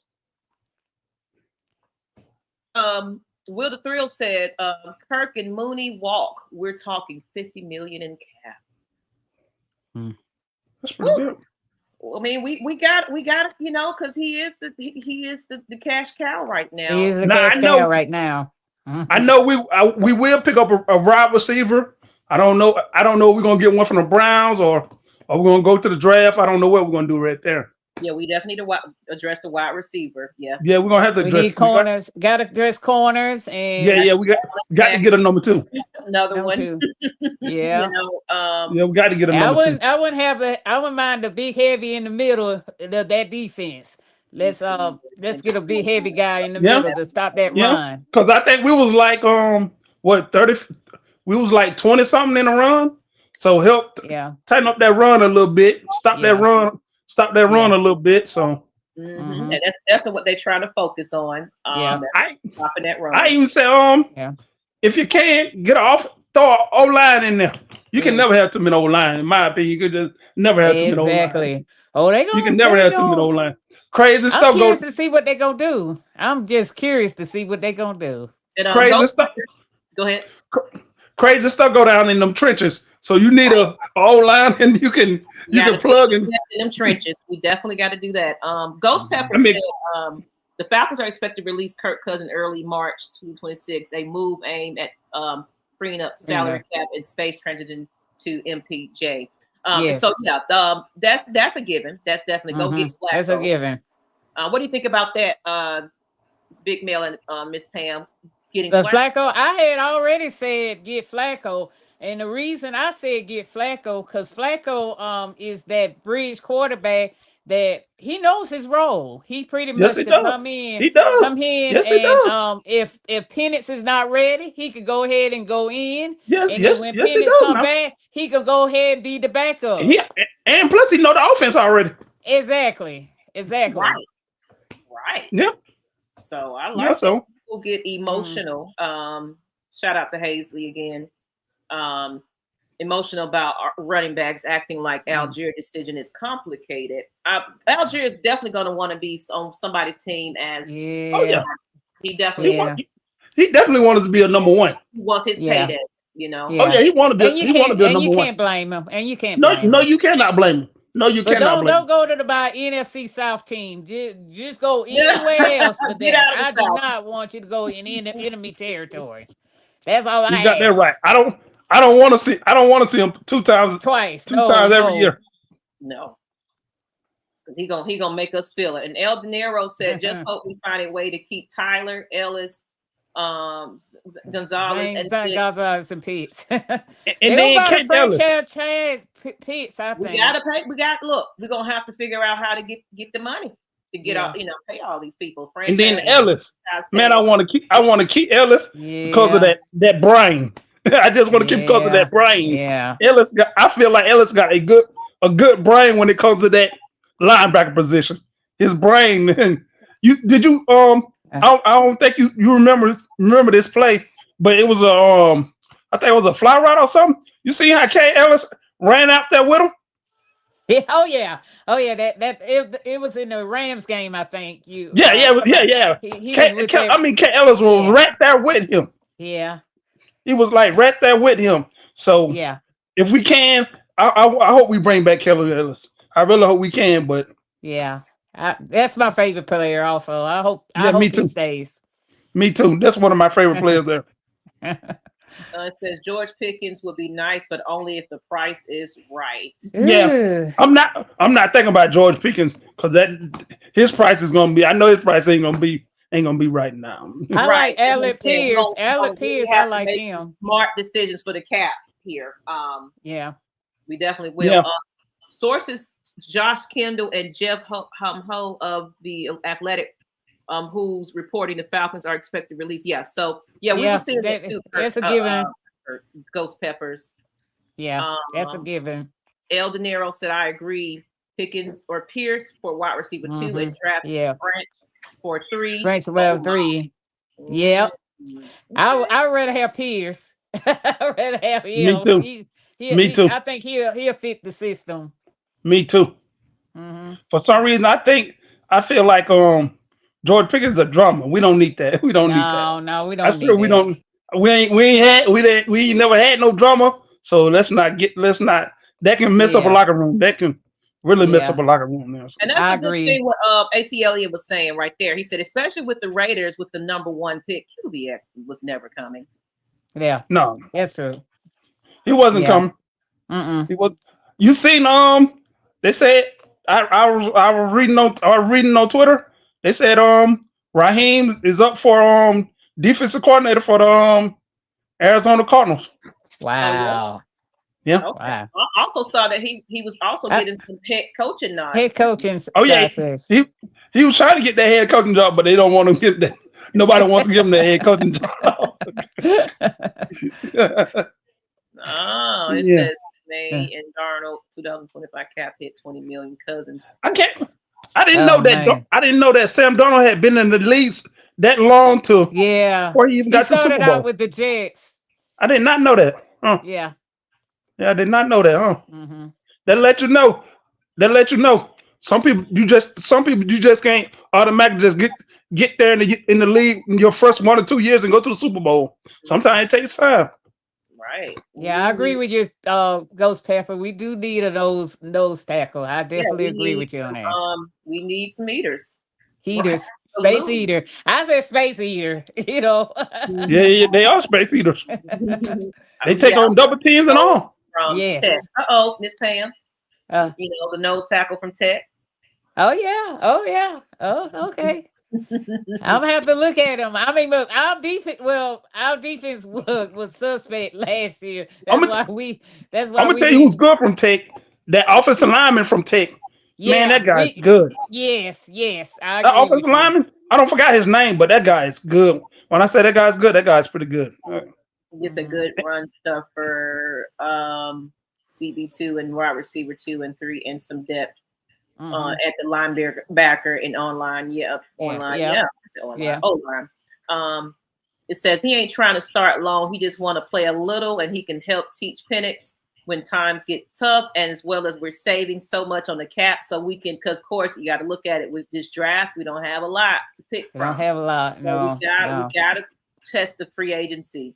We got to test the undrafted agents and some of the practice squad people that didn't even get some shine. Exactly. Didn't get called up this year. We might still have some pieces on the team that can work for this. Exactly. That we never got a chance to see.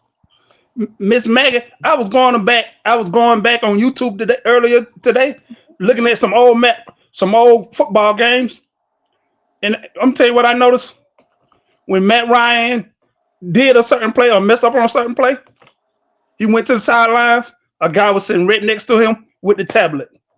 Now, where was that at with Penix? It wasn't nowhere. I think Penix was also kind of in his feelings too, because I seen him kind of brush people off, because I think I've seen players come up to him and try to, hey man, it's gonna be all right. He didn't want to be bothered. You got in the NFL, you got to be willing to learn. You got to. You don't know it all. You just don't know it all. Exactly. You just don't know it all. Yeah. Oh, let's see.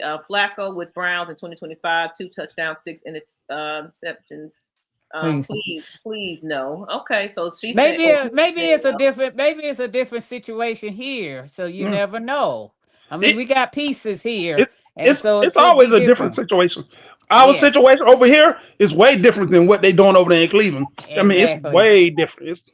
It's night and day. It's way different. Right. I think I go Willis, much improved after Green Bay, so higher upside, then compete when competition time comes. No problem with a good backup.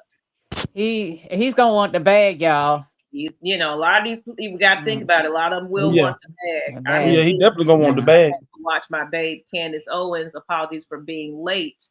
What's up, ladies? Okay. Hey, what about? I think Ellis is part of glue on that defense. Yes, I agree. Yes, he is. He's a major part. I mean, a major part in my eyes. He's a major part. He is a major. He tell him where to get lined up and everything. Mm-hmm. Yeah. No to Pickens. I don't know if he wears the blue dot or the green dot. I don't know that. Yeah. It said Tyreek Hill said he wants to come home. Yeah, I heard that. I heard that. Yeah, I heard that. Flacco is older than Ryan and Cunningham. Make it stop. But he can still play. Y'all don't understand. That boy can still play. We got players that's in their body. Shoot. Anytime you can come off the couch, you can get off the couch. Yeah, he can still play. You can play. You heard what the guy said? He got Flacco up. Sylvester got Flacco off the couch. Said, not whatever. Pickens ain't want much to stay here in Pittsburgh. Tomlin, we ain't gonna go in on Tomlin. No, we ain't gonna do that with Tomlin. I ain't gonna say it. No. Beep bleep. He wants the ball a lot. We ain't gonna trash that man's name like that. No. I ain't gonna. Tomlin. I respect him. So me too. Or if there's a slide, there's Brazil or Harbor. There's some freaks. I'm sorry, I can't. The receivers class. He's talking about. Yeah, that's fair. I want a bigger body. Them guys are not that big. I want kind of a bigger guy. Somebody like It was somebody they had. I want somebody like a T.O., but not as big. You get what I'm saying? Like a kind of a little faster. But he got a little size on him, so he can take a good hit. Right. It says, I hope motherfucker pick Raheem up as head coach and we get to play him 17 times. Somebody like I want somebody like a Marvin Harrison Jr. He hadn't been doing too good.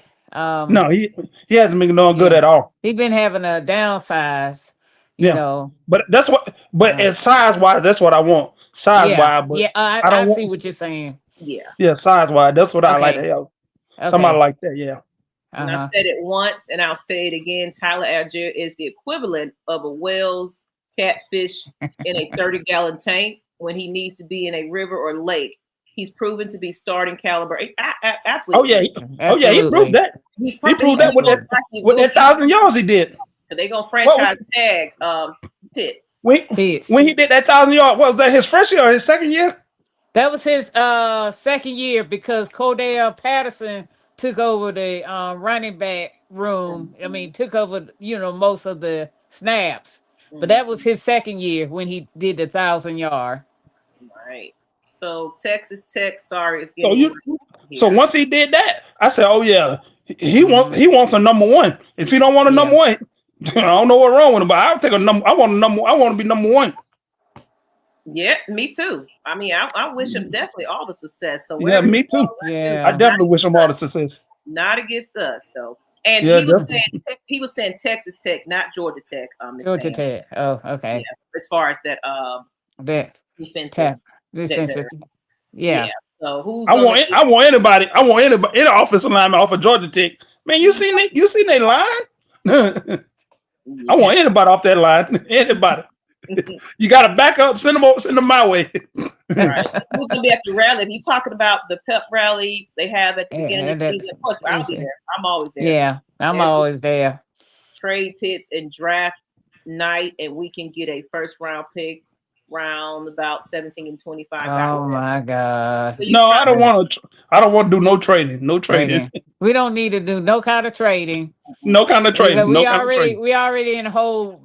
Yeah, we already in the hole. So, ain't no use of going in the hole. Father. If we're gonna do anything, I'd rather trade back to get some more picks.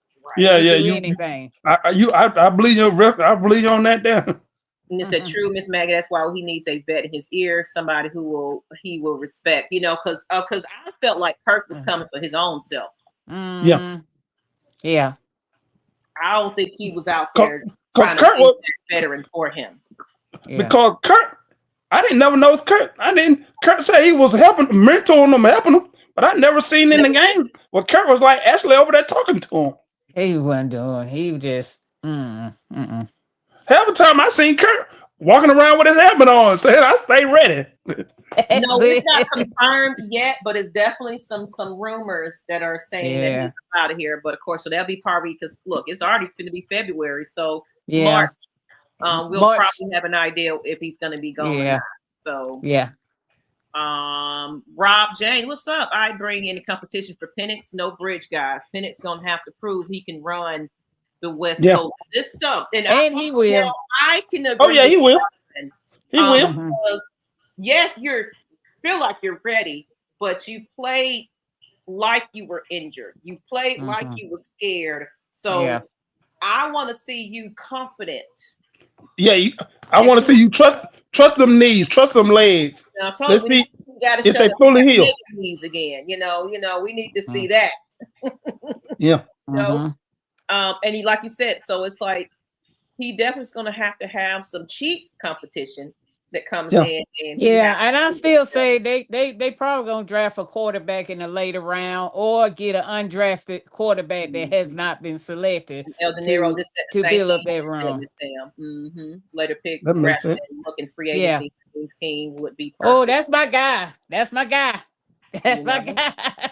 So there you go. So no, we're not trading. Try to get up and nothing like that. I think because honestly, the squad that we I'm sorry on Hayes King. I don't never see him. I really didn't hardly see him throw the ball. I always see him. He can throw the ball now. He can throw the ball. Yeah, he can throw the ball. I don't see him throw the ball. But 9 10, he ran the ball very, very good. I mean, he ran it very good. They like to run the damn. And this offense, they're going to be run heavy.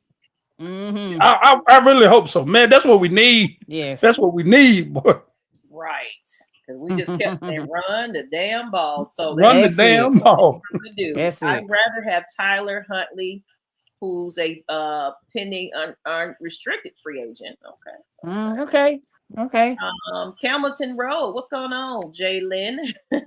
I would love Flacco. He came fresh from the That's what we were saying. Rounds to the playoffs. Okay. Falcons fresh off the couch.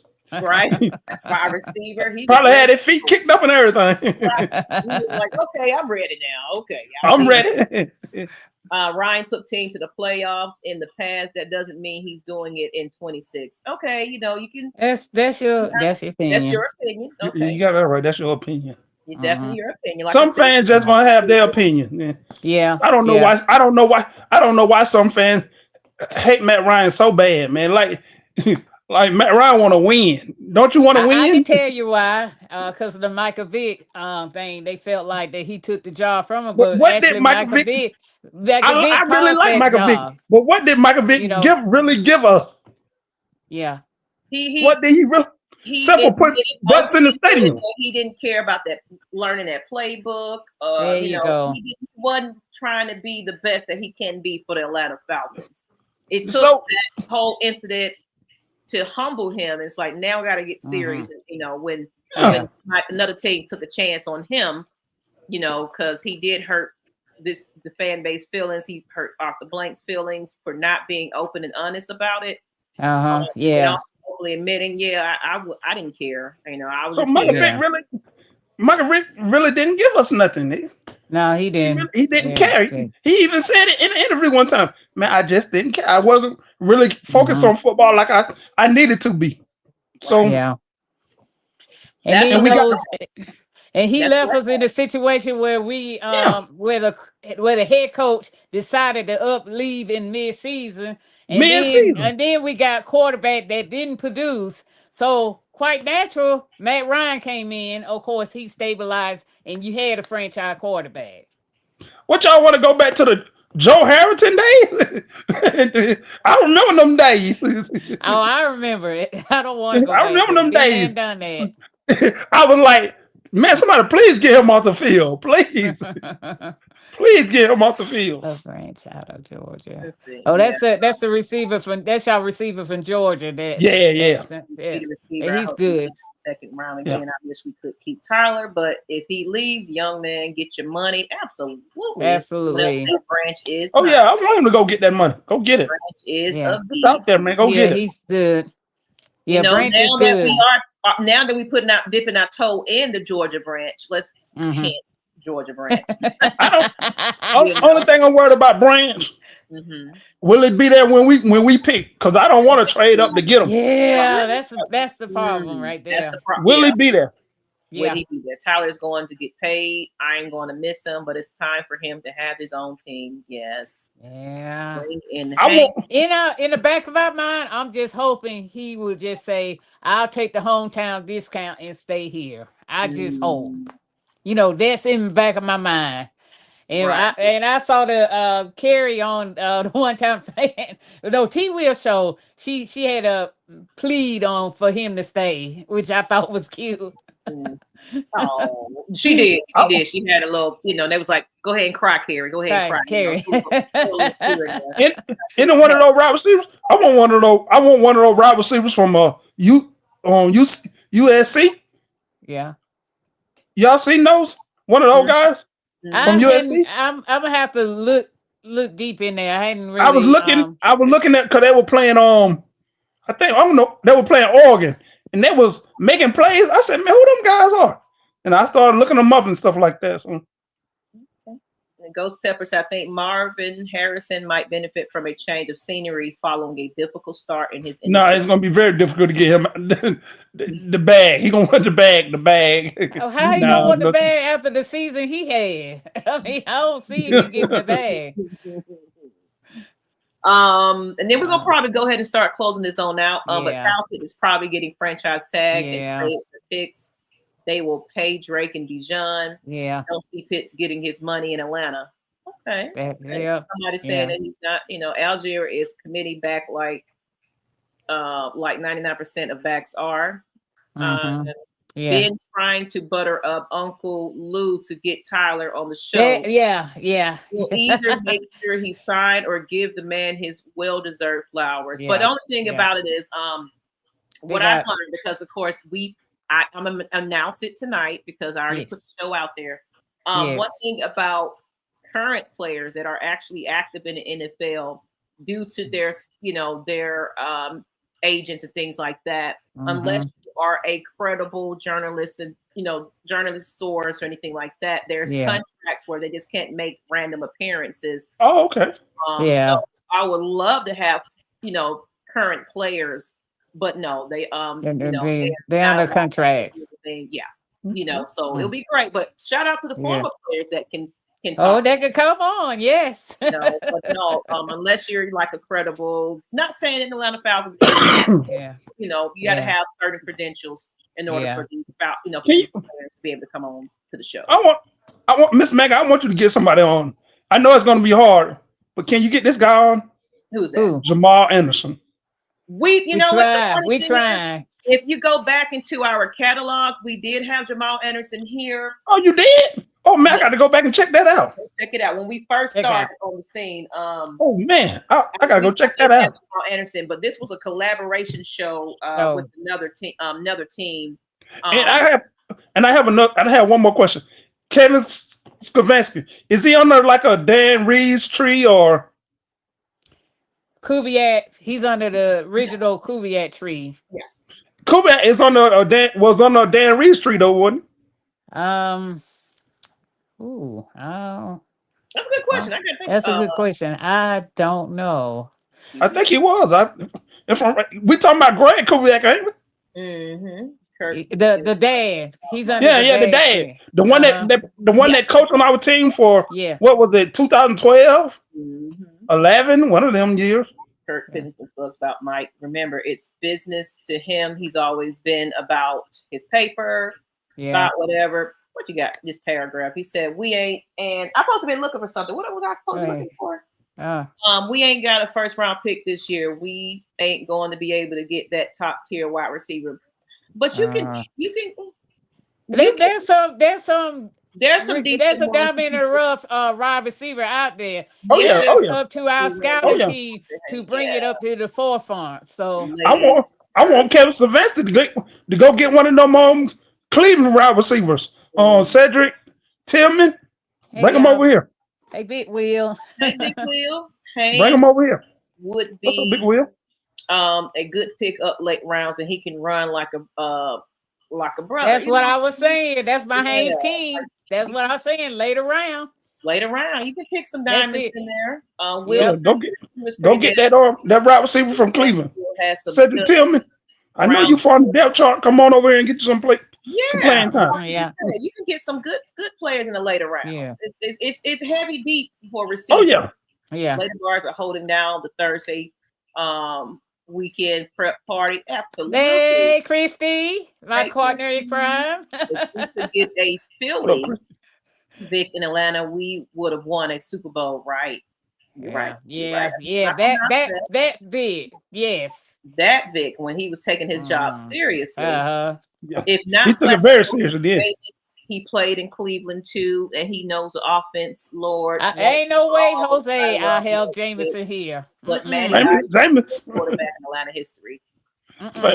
Famous Jameson. It's gonna be one of those. If we did try to go after Jameis, I'm like, Jameson is my enemy. Nope. After what he did in that game against New Orleans, against us, no. Can you imagine Jameson coming out here talking about we eat W? There you go. That's right. Pointing at the Flacco is not the right fit at QB2. Not even close. Jameson be saying all kind of crazy stuff. Right. Yeah. You'll be like, Jameson, shut up. Please be quiet. It's brilliant. So I'm going to love and leave y'all. It was great hanging out with you ladies. Much love to everyone in the chat. Get you some sleep, Mr. Sleep. He from us over. Yeah, we about to close on out of here, but the chat is still going, so I'm just trying to show everybody some love. Yeah. Bad. That was bad, man. That was terrible. That was bad. Them were terrible days, but terrible. Terrible years. Terrible years. Terrible. Woo. Oh, they were terrible. But we made it. Yeah, we made it. Yeah. We made it. We're here. Yeah. And Matt Ryan, boy, when we got Matt Ryan, boy, I said, man, we got us a quarterback. Lease on life. I tell you. What you talking about? One, and it was like, I'm gonna show you why y'all drafted me. When Matt Ryan threw that touchdown pass, I said, yes, sir, we got us a quarterback. We don't finally got us one. Is a fit as hey, welcome you doing. Good evening, everyone. What's going on, Fandemic? Hey. You know, last thoughts about Ian coming up in here. Then, like I said, we're gonna probably wrap this up because that's what Matt Ryan wanted. Matt Ryan wanted him. Yeah, I feel like Matt Ryan really wanted that guy. He really wanted him. So I'm glad he got the guy he wanted. If you want to come in, you can come in. Yeah, like if y'all, look, I said I was gonna go. I just want you to hear your piece. If you guys, the link, I'll drop the link one more time. If anybody else want to jump on with us for a couple more minutes, it's okay. Yeah. I'm also gonna be I'm announced. I will be, so I'm gonna have to get some sleep eventually because I gotta get. Oh yeah, because you got a show to do. I gotta get up with one time in the fan in the morning, so I'm eventually have to go to bed and get some sleep. But I dropped the link in the chat. If anybody else want to join us for a couple of minutes, and please have some sense. Don't be coming in here with all the craziness and the cussing out and calling people. Please, let's just keep it real. I want to hear some positive about this hire. I'm about to Me too. trim the fat Me too. of the Yes. roster. I'm all about the positive. Who's hell no? Go ahead and bring about whatever it's probably is it you? Who is it? Oh hell no. Is it you about whatever? Whatever. You know it. What's going on, man? Talking about you. Good. So go, come on. Tell me how you feeling about Ian and everything else. I mean, I don't know too much about the guy. I ain't really did my due diligence on him yet. Did he play on Boston College team too? I mean, I heard as much, but I also heard some wild shit out here too. They say boys could be girls. So I just prefer to do my own research.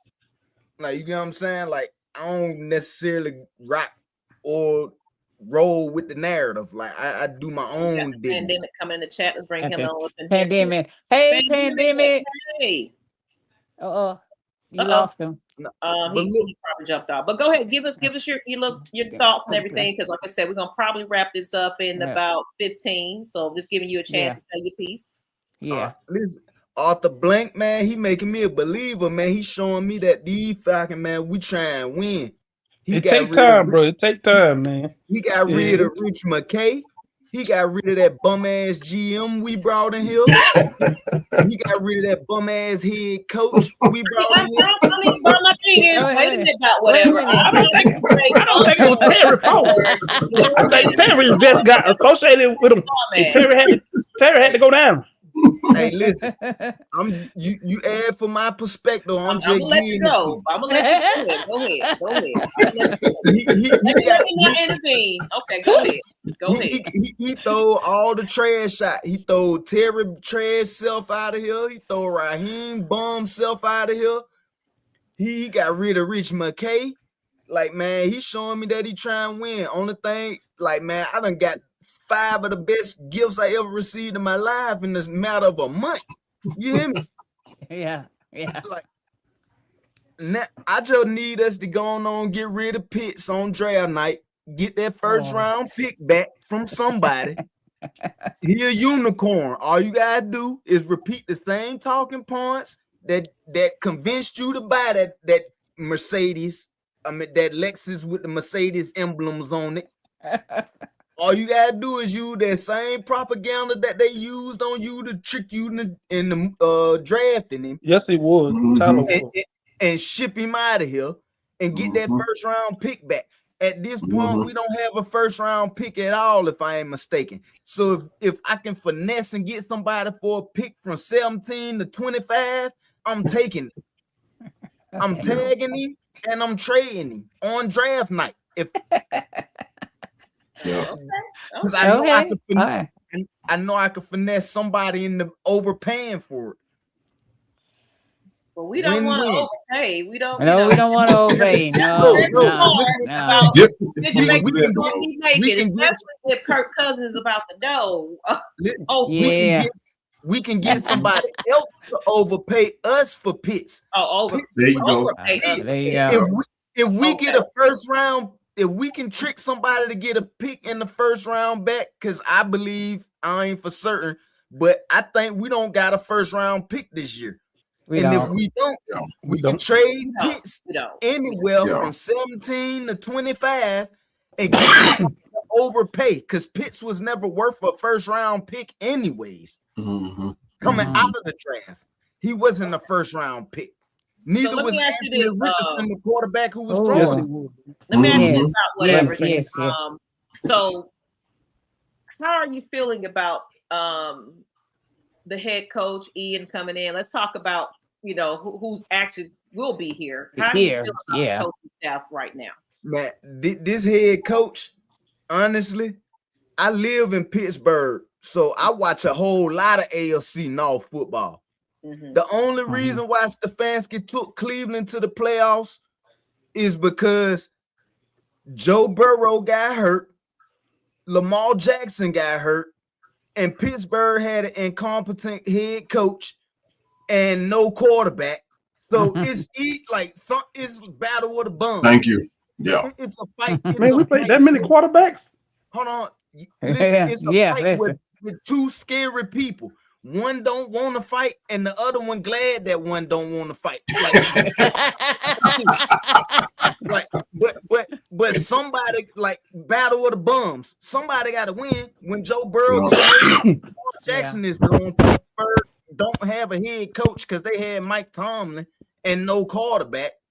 Like somebody got to win the division. And it just so happened to be Cleveland both of them years. And if you go back and look at the 2 times that he won Coach of the Year or whatever, Joe Burrow and Lamar was hurt. Wow. Hey, it's fun. It's funny how people miss that. And see, that's why when people came at me, that's the first thing I tell them. Like, who did Cleveland beat to get into the playoff? They didn't beat anybody. They didn't beat anybody. It was an easy win. It was an easy one. They had a soft schedule, and then they didn't play anybody to get there. So I mean, like Bruce, I don't know your name, but you hit it right on the nail. And like that's about whatever. About whatever. About whatever. Yeah, I'm 50-50 with Stefanski. You know what I mean? He put on the red and black, so I'm going. I think we all 50-50. You know, but I just don't like the fact that he comes with drama. He hadn't proved anything, hadn't won anything. So I'm like, he was about like Belichick when Belichick first went to Cleveland. You know, it didn't have anything until he met Brady. You know, and now we got drama already here. He comes with drama. So like, but right now I'm not even sweating it right now. I got my GM outfit on. I'm feeling like Ian Cunningham right now. There you go. Let's change the narrative here. Let's talk about it. Let's talk about it. How do you feel about that? How you I love it. I'm 100% on board with Ian Cunningham. This guy has learned from the best of the best. Still learning from. We took him from one of the best. Ryan Poles and Terry Fontenot were the 2 youngest, smartest GMs in the league. By far. By far. You can't mention Terry Fontenot and finish. Look. Say that again now. You can't say Fontenot and smart in the same sentence unless I'm gonna tell you he's not. Let him finish. Listen, I'm gonna tell you why I counted on Terry Fontenot, and everybody counted on Terry Fontenot. He built a team despite what we thought, right? And now we do have a Super Bowl team. Now, yes, we do. Granted, nobody can get the draft picks. Nobody can get the free agency. Nobody can do it 100. Nobody's gonna be 100% sure on it. If that, then every team in the league would be a Super Bowl team. But when you look at what he had to work with, first of all, he had to get from up under Matt Ryan. You talking about a guy who orchestrated the Matt Ryan contract. He got us from up under that. Of course, he put us back in it with Kirk Cousins. But at the same time, when he picked up Kirk Cousins, what other quarterback in the league was around that you was willing to pay that kind of money to? It was the market. I mean, there was nobody else. Who you want to go get? Ryan Tannehill? I mean, Phillip Rivers? I mean, you're gonna pay somebody $100 million at the very minimum. You're gonna pay somebody $100 million. I don't care who you was bringing in, but it was the market. And if Kirk Cousins had a deal he's supposed to do and took us to the Super Bowl, everybody would say that was the smartest move Terry Fontenot has ever made. But that right. he gambled. Yeah, he gambled. And as a GM, and that's what you do. You gamble, right? You gamble on with somebody else's money. It just so happened. That's all you do. Yeah, but it just so happened when he chose Penix, he went about it the wrong way. Now, granted, Arthur Blank did give him the green light to do whatever, right? But at the same time, when you in that war room, the one thing that you do in that war room, everybody's on the same accord about what pick you're gonna pick, right? So when that name came about, Michael Penix, you saw the look on Arthur Blank's face because they went immediately to the war room.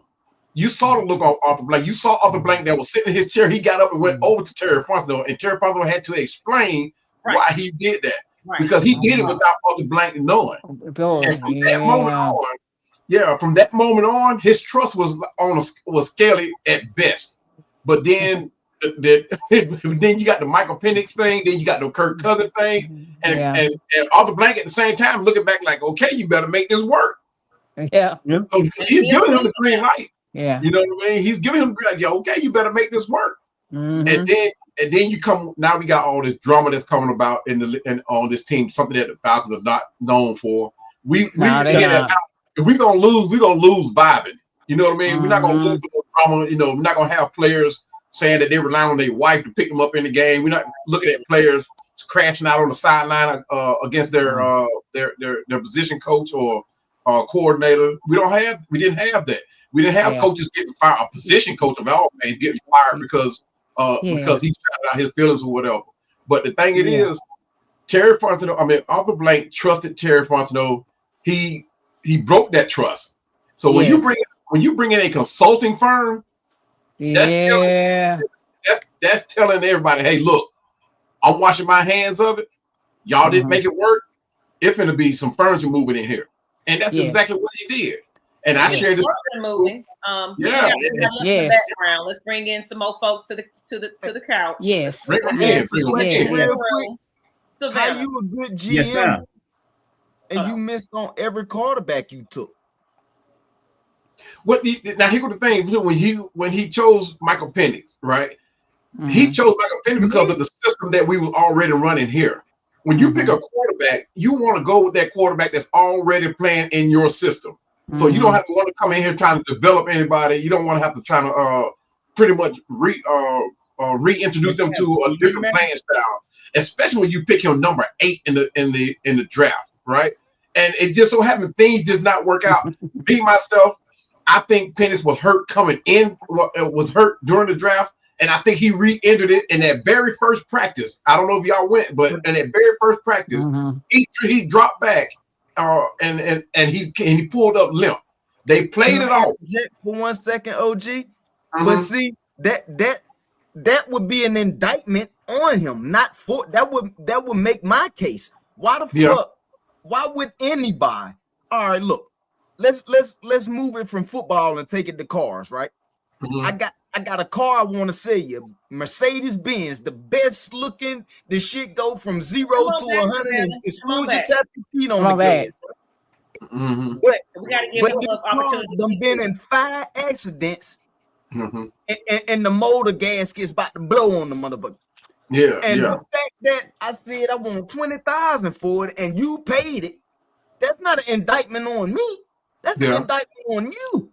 So you can't say that he went and got this guy who was projected to be this great or this monster and all this shit, but the nigga he played 5 years of college and only played 2 years, bro.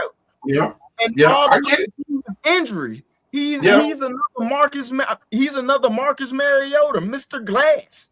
Well, we're gonna see what happens now that he don't got his, got everything reconstructed, healing. They saying he's on track with that. He on track to come back. Savannah a little bit of time to also kind of speak. How you doing, Savannah? The point I was making is we should have never took him. Okay. We can agree on that. We can agree on that. You're with us? I think he's he dropped out. He dropped out. Dropped out again. Yeah, but it was just like all the other picks that Terry Fontenot did. He gambled with. He gambled when he took Pitts. I said Pitts. Terry Fontenot. He gambled when he took Pitts. That's indictment on him. And he gambled when he took Bijan, because a lot of times, a lot of people say he shouldn't have took Bijan. So it just so happened Bijan is one of those guys. That was a good pick. Listen, in the NFL permanent, you just gamble. Listen, say it one more time. I say in the NFL permanent, you just gamble. I'd like to take credit for being the conductor of the train of the Bijan Robinson pick was a bad pick, because only from this aspect though, bro. We just drafted a running back the year before. And in that rookie year, the one season that he got to play when we was hobbled and had nobody, and they damn near queued on him and sent 11 niggas at him every play, he got 1,000 yards. Why the very next year would you turn around and spend a first-round pick and go and address a position that you don't need when your right tackle is looking like the damn dryer out there? I agree. Around every damn play. He looked like what's one of them little joints that the kids used to put on their fingers and just spin it? He looked like a damn fidget spinner out there. Like, why would you take we can go get a running back? Who was that? Savannah. Savannah, you back with us, Savannah?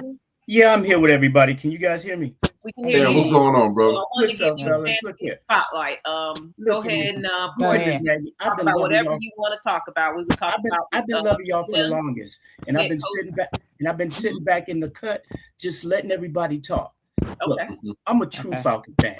I've been a There you Falcon fan for 25 years when we were truly sorry. And I'm back in Savannah when, before we had all this cable and stuff. Now, look, I'm just going to keep it 100. I'm so happy that Matt did what he did. It was the smartest thing to do. Now, I know folks that's up there in Pittsburgh. I used to live in Baltimore. So I know about Pittsburgh. I know about Cleveland, about Cincinnati, and that's real football, not the stuff we play down here. Don't get it twisted. I'd much rather be down there in the bins.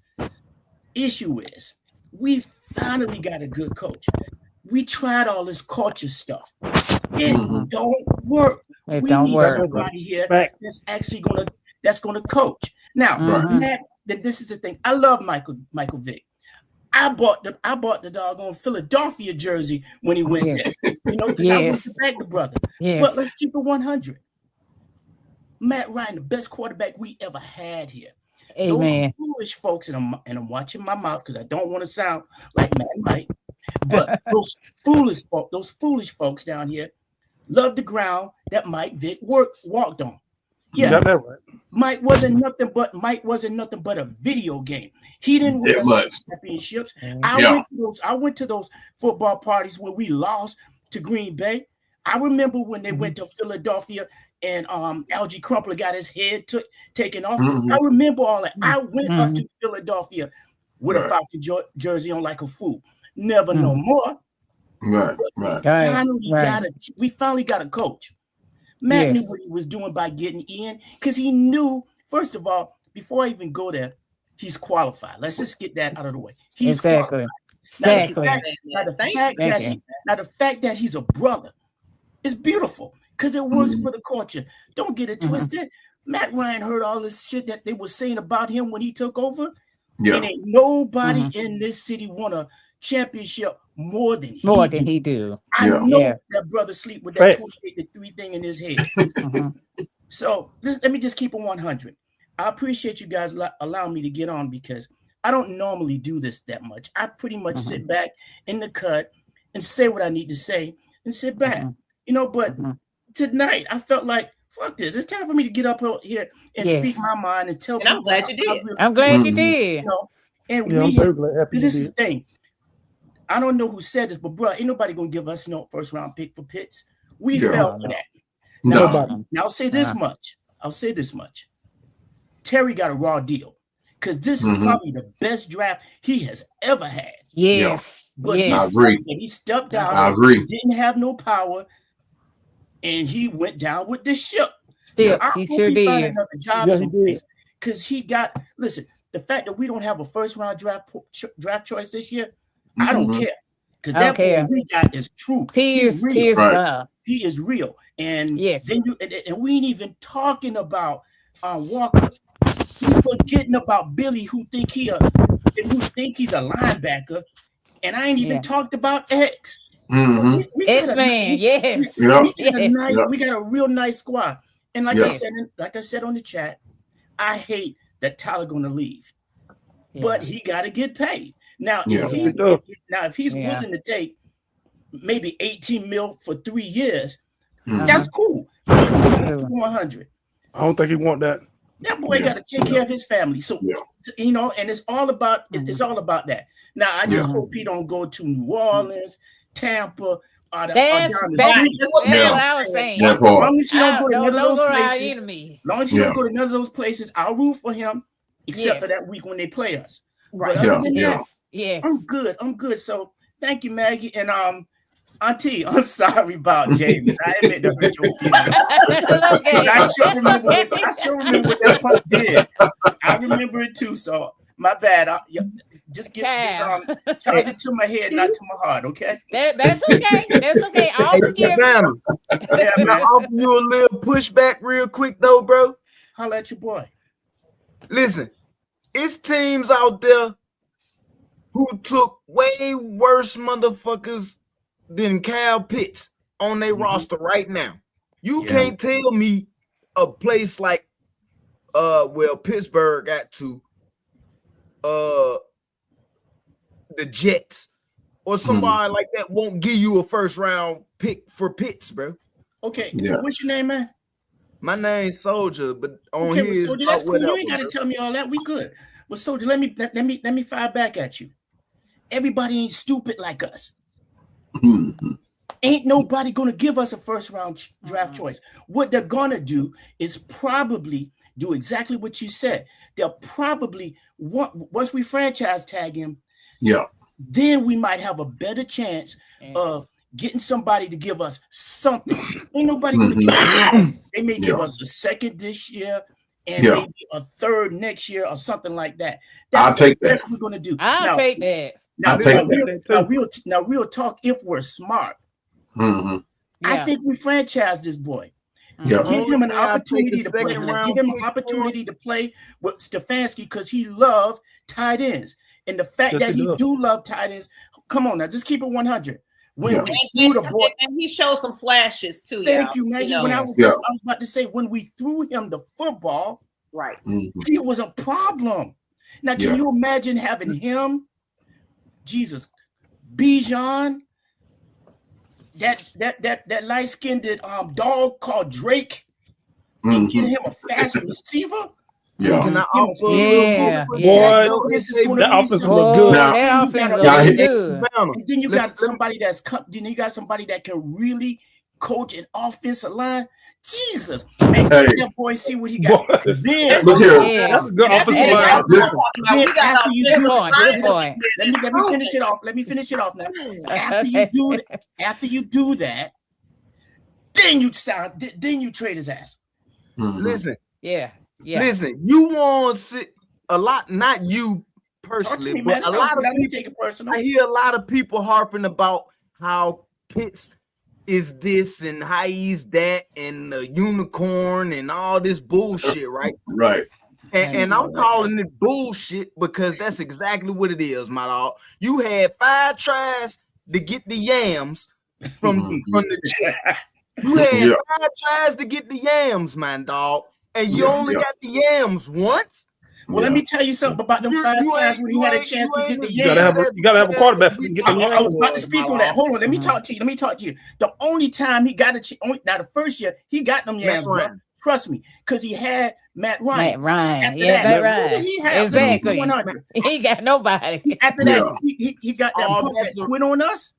All of that is irrelevant. You got that light-skinned boy that could not throw the football and throw the football to Carolina and put us out the playoffs.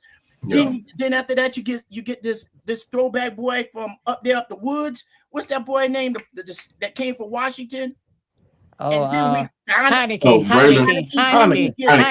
You get a broke back Kirk Cousins that comes down here and lies to everybody and tells us all of this, and then he punk out when he's sick and hurt and don't let this other boy play.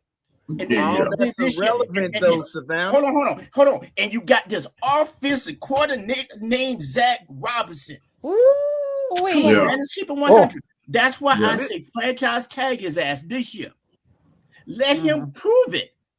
And then if he proves to be everything that we think he is, or at least I think he can be, then you trade. Then if he balls out, we pay him.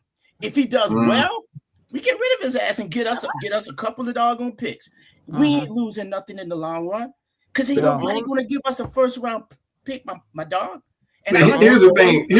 Here, look. The way I'm trading Pitts for anything other than a first round pick, I gotta get a top 5, maybe top 10 second round pick. Oh no. Hang on. Listen, if I can't get from 17 to 25, I want 33 to 40 in the second round and the third round the year after. I'll take that. I'll do that. I'll do that. I'll do that. That's fair. And I'll take that third round and I'll put it with a 4th this year and the conditional in 27. and try and move and get me a first round pick back. I'm gonna tell you something. I understand where you're going at. You trying to get out. Hold up though. But the boy Kyle Pitts, bro, you talking about keeping him for another year, bro. I don't want you in the building no more, my dog. We gotta be realistic. I know people in hell want 5 years, bro. I feel like I don't care who you played with. You played in the National Football League. You are a professional, my dog. I feel my dog, but people in hell want ice water. You don't always get what you want. You get what you need. It's not about now. Hold on. I'm gonna give everybody a chance to speak. Let's go ahead, because we're getting ready to close this on out. So I think Pandemic had something to say, and we still have thank you, Maggie. Our other guy, excuse me, Big Male.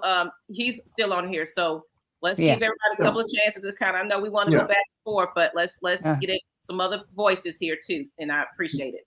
Yeah, this need to be one of those shows that need to come back and revisit and have another one to back right up early in the day, because we got some good ones on here. I tell you.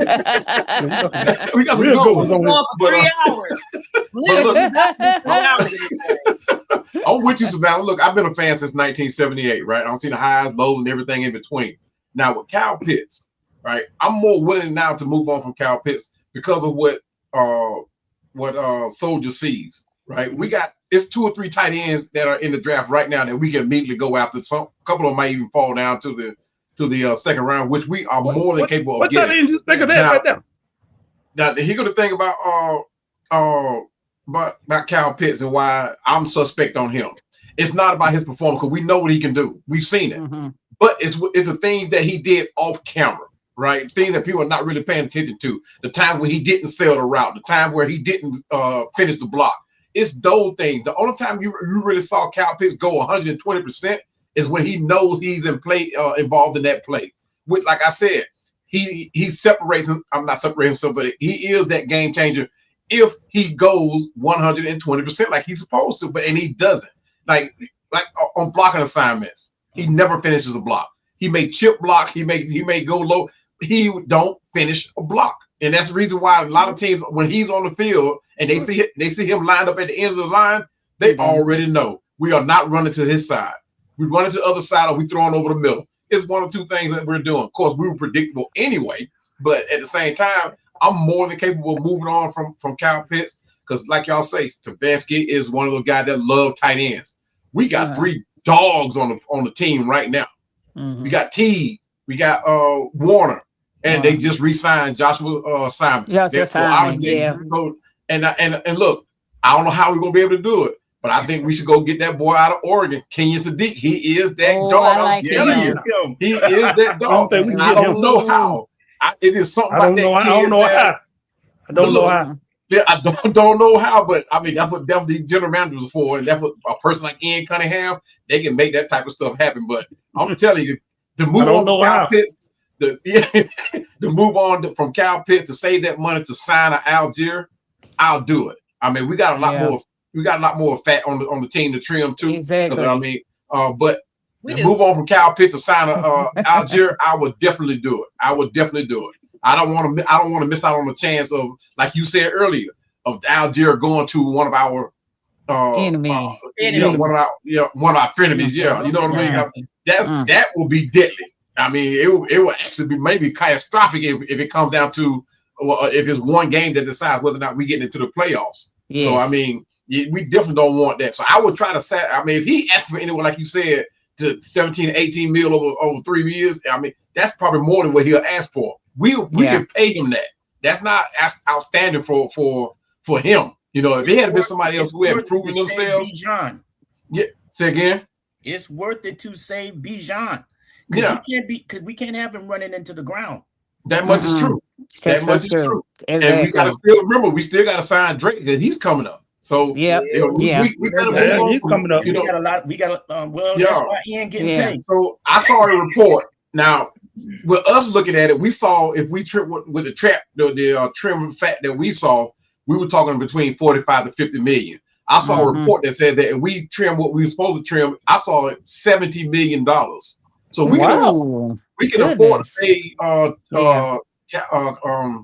Tyler Algier. Because I mean, you talk about Troy Anderson, you talking about Michael Hughes, you talking about they even talking about Jesse Bates might be out there on the outlook.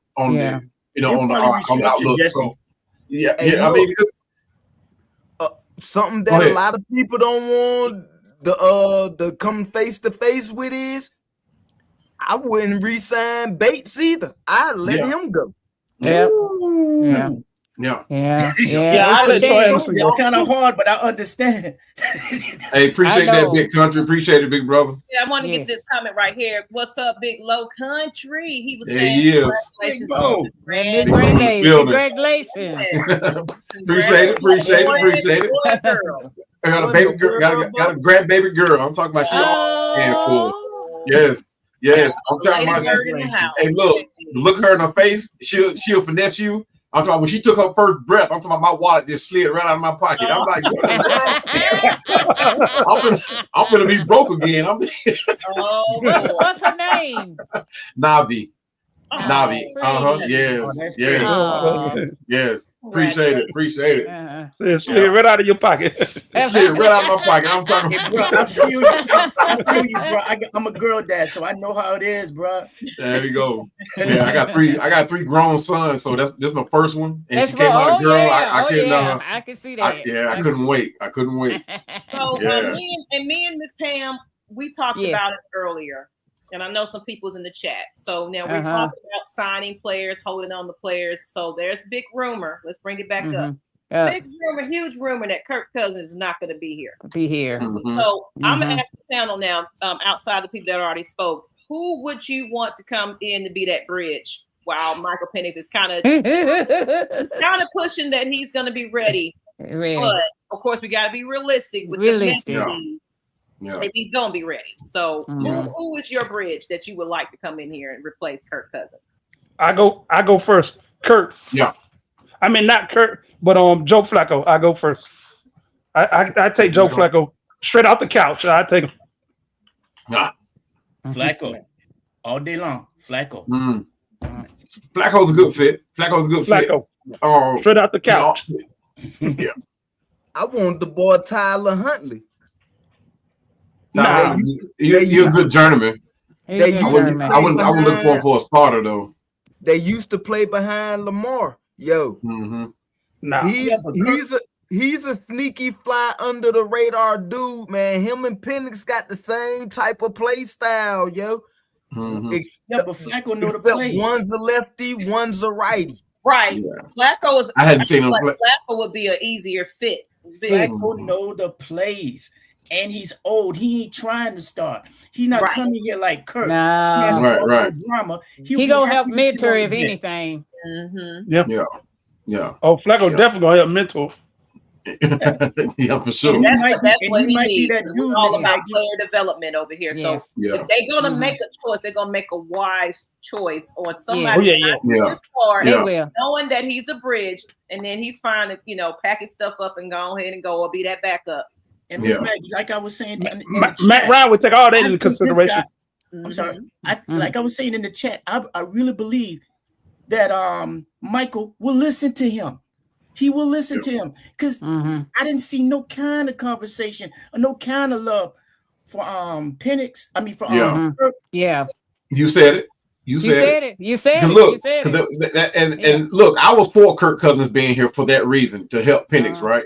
But when Penix got on TV, national TV, and he said that he wasn't getting no help, that tells me that Kirk Cousins was not doing his job. Was not doing his job. Yeah, that's an indictment on poor coaching.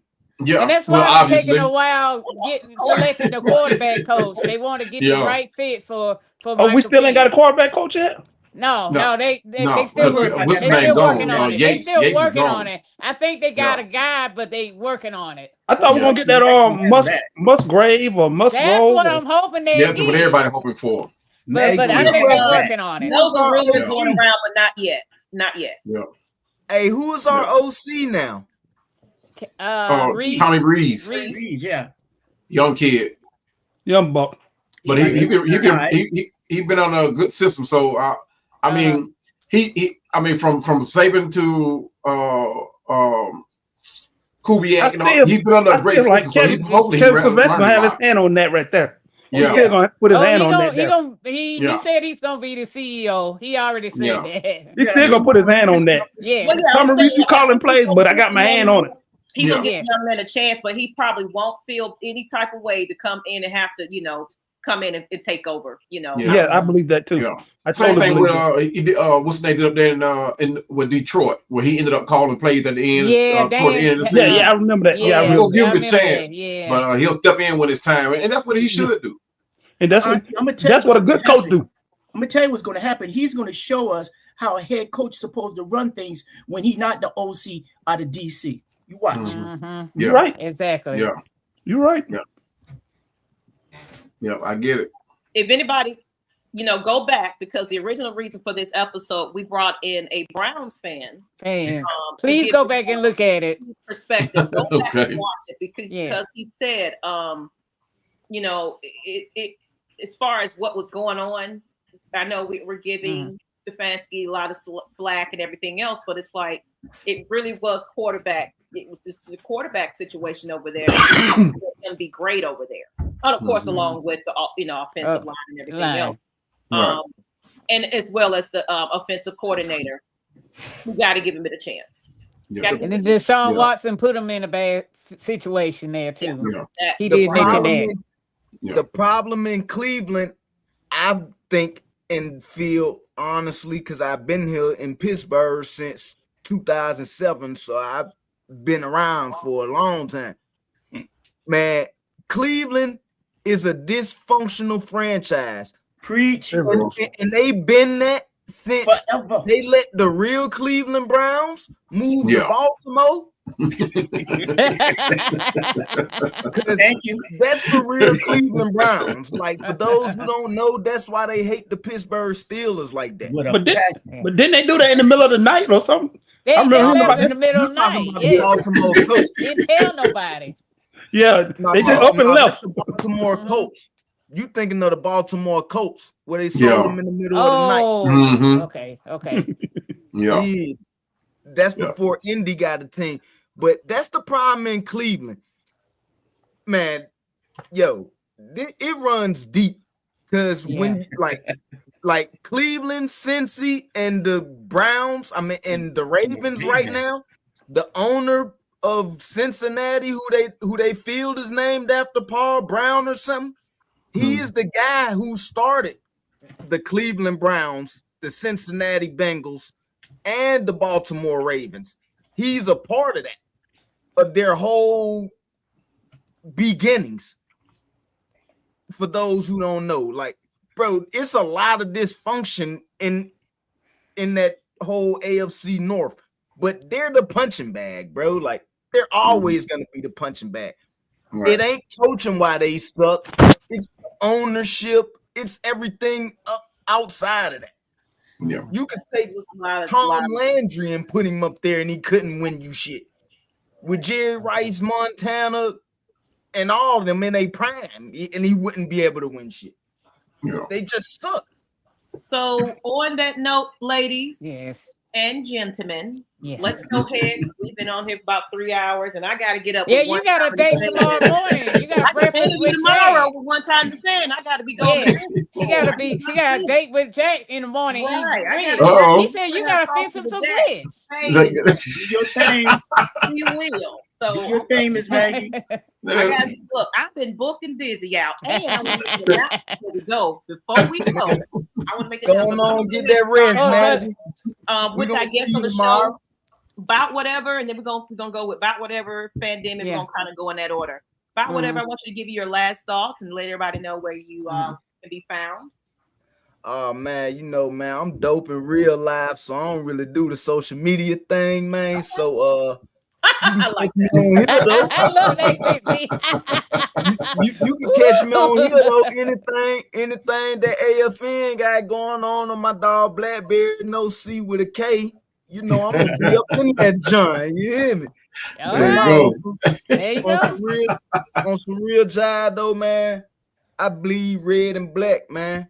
There you go. That's just what it is, man. I ain't cool with the Stefanski hire, but like I was telling my little brother 2 days ago, man, I give him a year and a half. Yeah. There you go. That's all you can do. I give him 2 years max, man. Make me a believer. Yes. Yeah. That's all we can do. Everybody. Gotta ride with them. Gotta ride with them. Yeah. Okay, thank you, Matthew. You definitely welcome to come on back on here. But I'm gonna let everybody get on in the bed. But Mr. Pandemic, Mr. Grandpa. Yes, ma'am. Yes, ma'am. Yes, ma'am. You baby. Yes. Let us as all. Yes, yes. First of all, shout out to my baby Navi. Yes, yes. Yeah, my other spare rib. Yeah, but there you go. But once again, thank you for having me on, guys. It's a ball. You found a whole new crew right here tonight.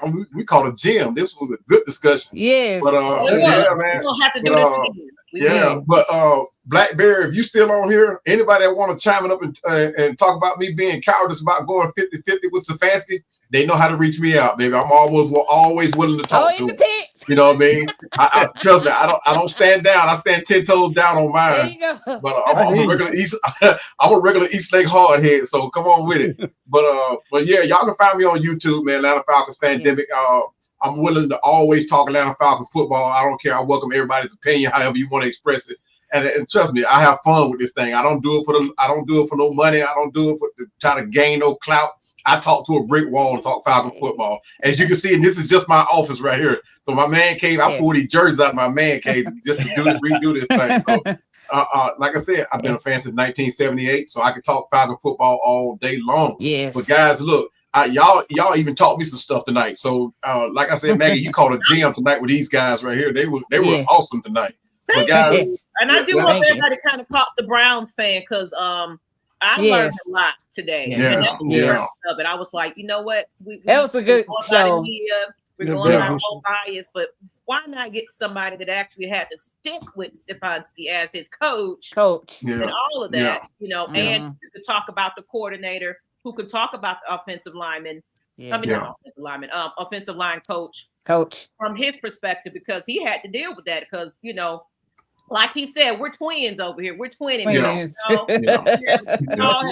hope not for long though. Hopefully not long. But I'm gonna say this before I drop off too, because I gotta take this dog out. He's looking at me like I'm crazy. But look, look, I'm gonna tell you why I'm 50-50 on Stefanski, right? One thing I do as a person, and as long as I've been on this earth, it was taught about character, right? I always judge a person by their character and how they carry themselves, how they treat other people. Yeah. That is why I'm 50-50 on Stefanski. It's not like he walking into a program that's already set to go. We got some issues here in Atlanta that he got to fix, that he has to address. With the drama that he's going to bring with him, that's a handful, right? We got the Kirk Cousins situation with Michael Penix. It's not like that. It's died down. That's still here, right? Drake London was unhappy on the sideline for some reason, right?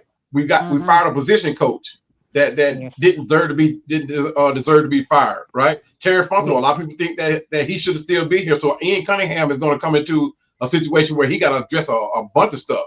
A lot of people are not sold on the fact. Now we love it as fans that Matt Ryan is in his new position, but you talk about a lot of GMs are not used to having somebody in that gap between ownership and GM. Yeah, and to have somebody like a player come in. Even though we know he needs to be there, a lot of GMs are not used to that. So that's another thing that's got to be addressed. But like I said, our situation here in Atlanta is not too much far gone from what Cleveland is business up there. Yet Cleveland is far worse than we are. We're a far better football team, but we have some issues that got to be addressed. I'm just anxious to see how they handle the Kirk Cousins situation. And what we do with Kyle Pitts. Those are only two positions that I want to see solidified before camp get done started. But guys, like I said, once again, appreciate y'all having me. Oh, and ladies, I'm so sorry. Appreciate y'all having me on. And trust and believe, guys, ladies do know football. And with that being said, I'm gonna holler at y'all. All right, y'all. Good night, man. Thank you. That's right. Thank you. All right. And let's go ahead right next to him. Go ahead and give us your last thoughts and let us know how just how to reach you and everything, how to find you. And that was I think that's Savannah or Big Mail. Let's go ahead, Big Mail. Oh, and then Savannah. Okay, I'm just I'm just a Atlanta Falcons fan. I've been a fan for a long time, man. So I seen when we was up and I seen when we was down. Yes. I'm just hoping Kevin gone get us right, get us back on the winning side, because I like being the Cleveland Brown twin, but at the same time I don't, because I want to get on the winning side. So I'm just an Atlanta Falcon fan, a true Atlanta Falcon fan. And that's what we want. That's what we want. We just get us together, y'all. We got too many people in the pot now to make this not to work out. And I'm all blurry. Hold on, let me fix myself. Yeah, you're all blurry. We got to go anyway, but yes. So it's like I'm all about, we can. It sounds good. It feels good. We got Ian in here and everything else, but you got to prove it to me. Exactly. You got that right. You got to prove it to me. Exactly. We're gonna get back to you, Carrie. Right. We're gonna start out the show at the end. Y'all hang tight, because I do have a big special announcement for the next week's episode. Exactly. So stay tuned. For definitely tuning in with us tonight, and of course you are more than welcome to join us at any time. That you feel like it. So we appreciate you.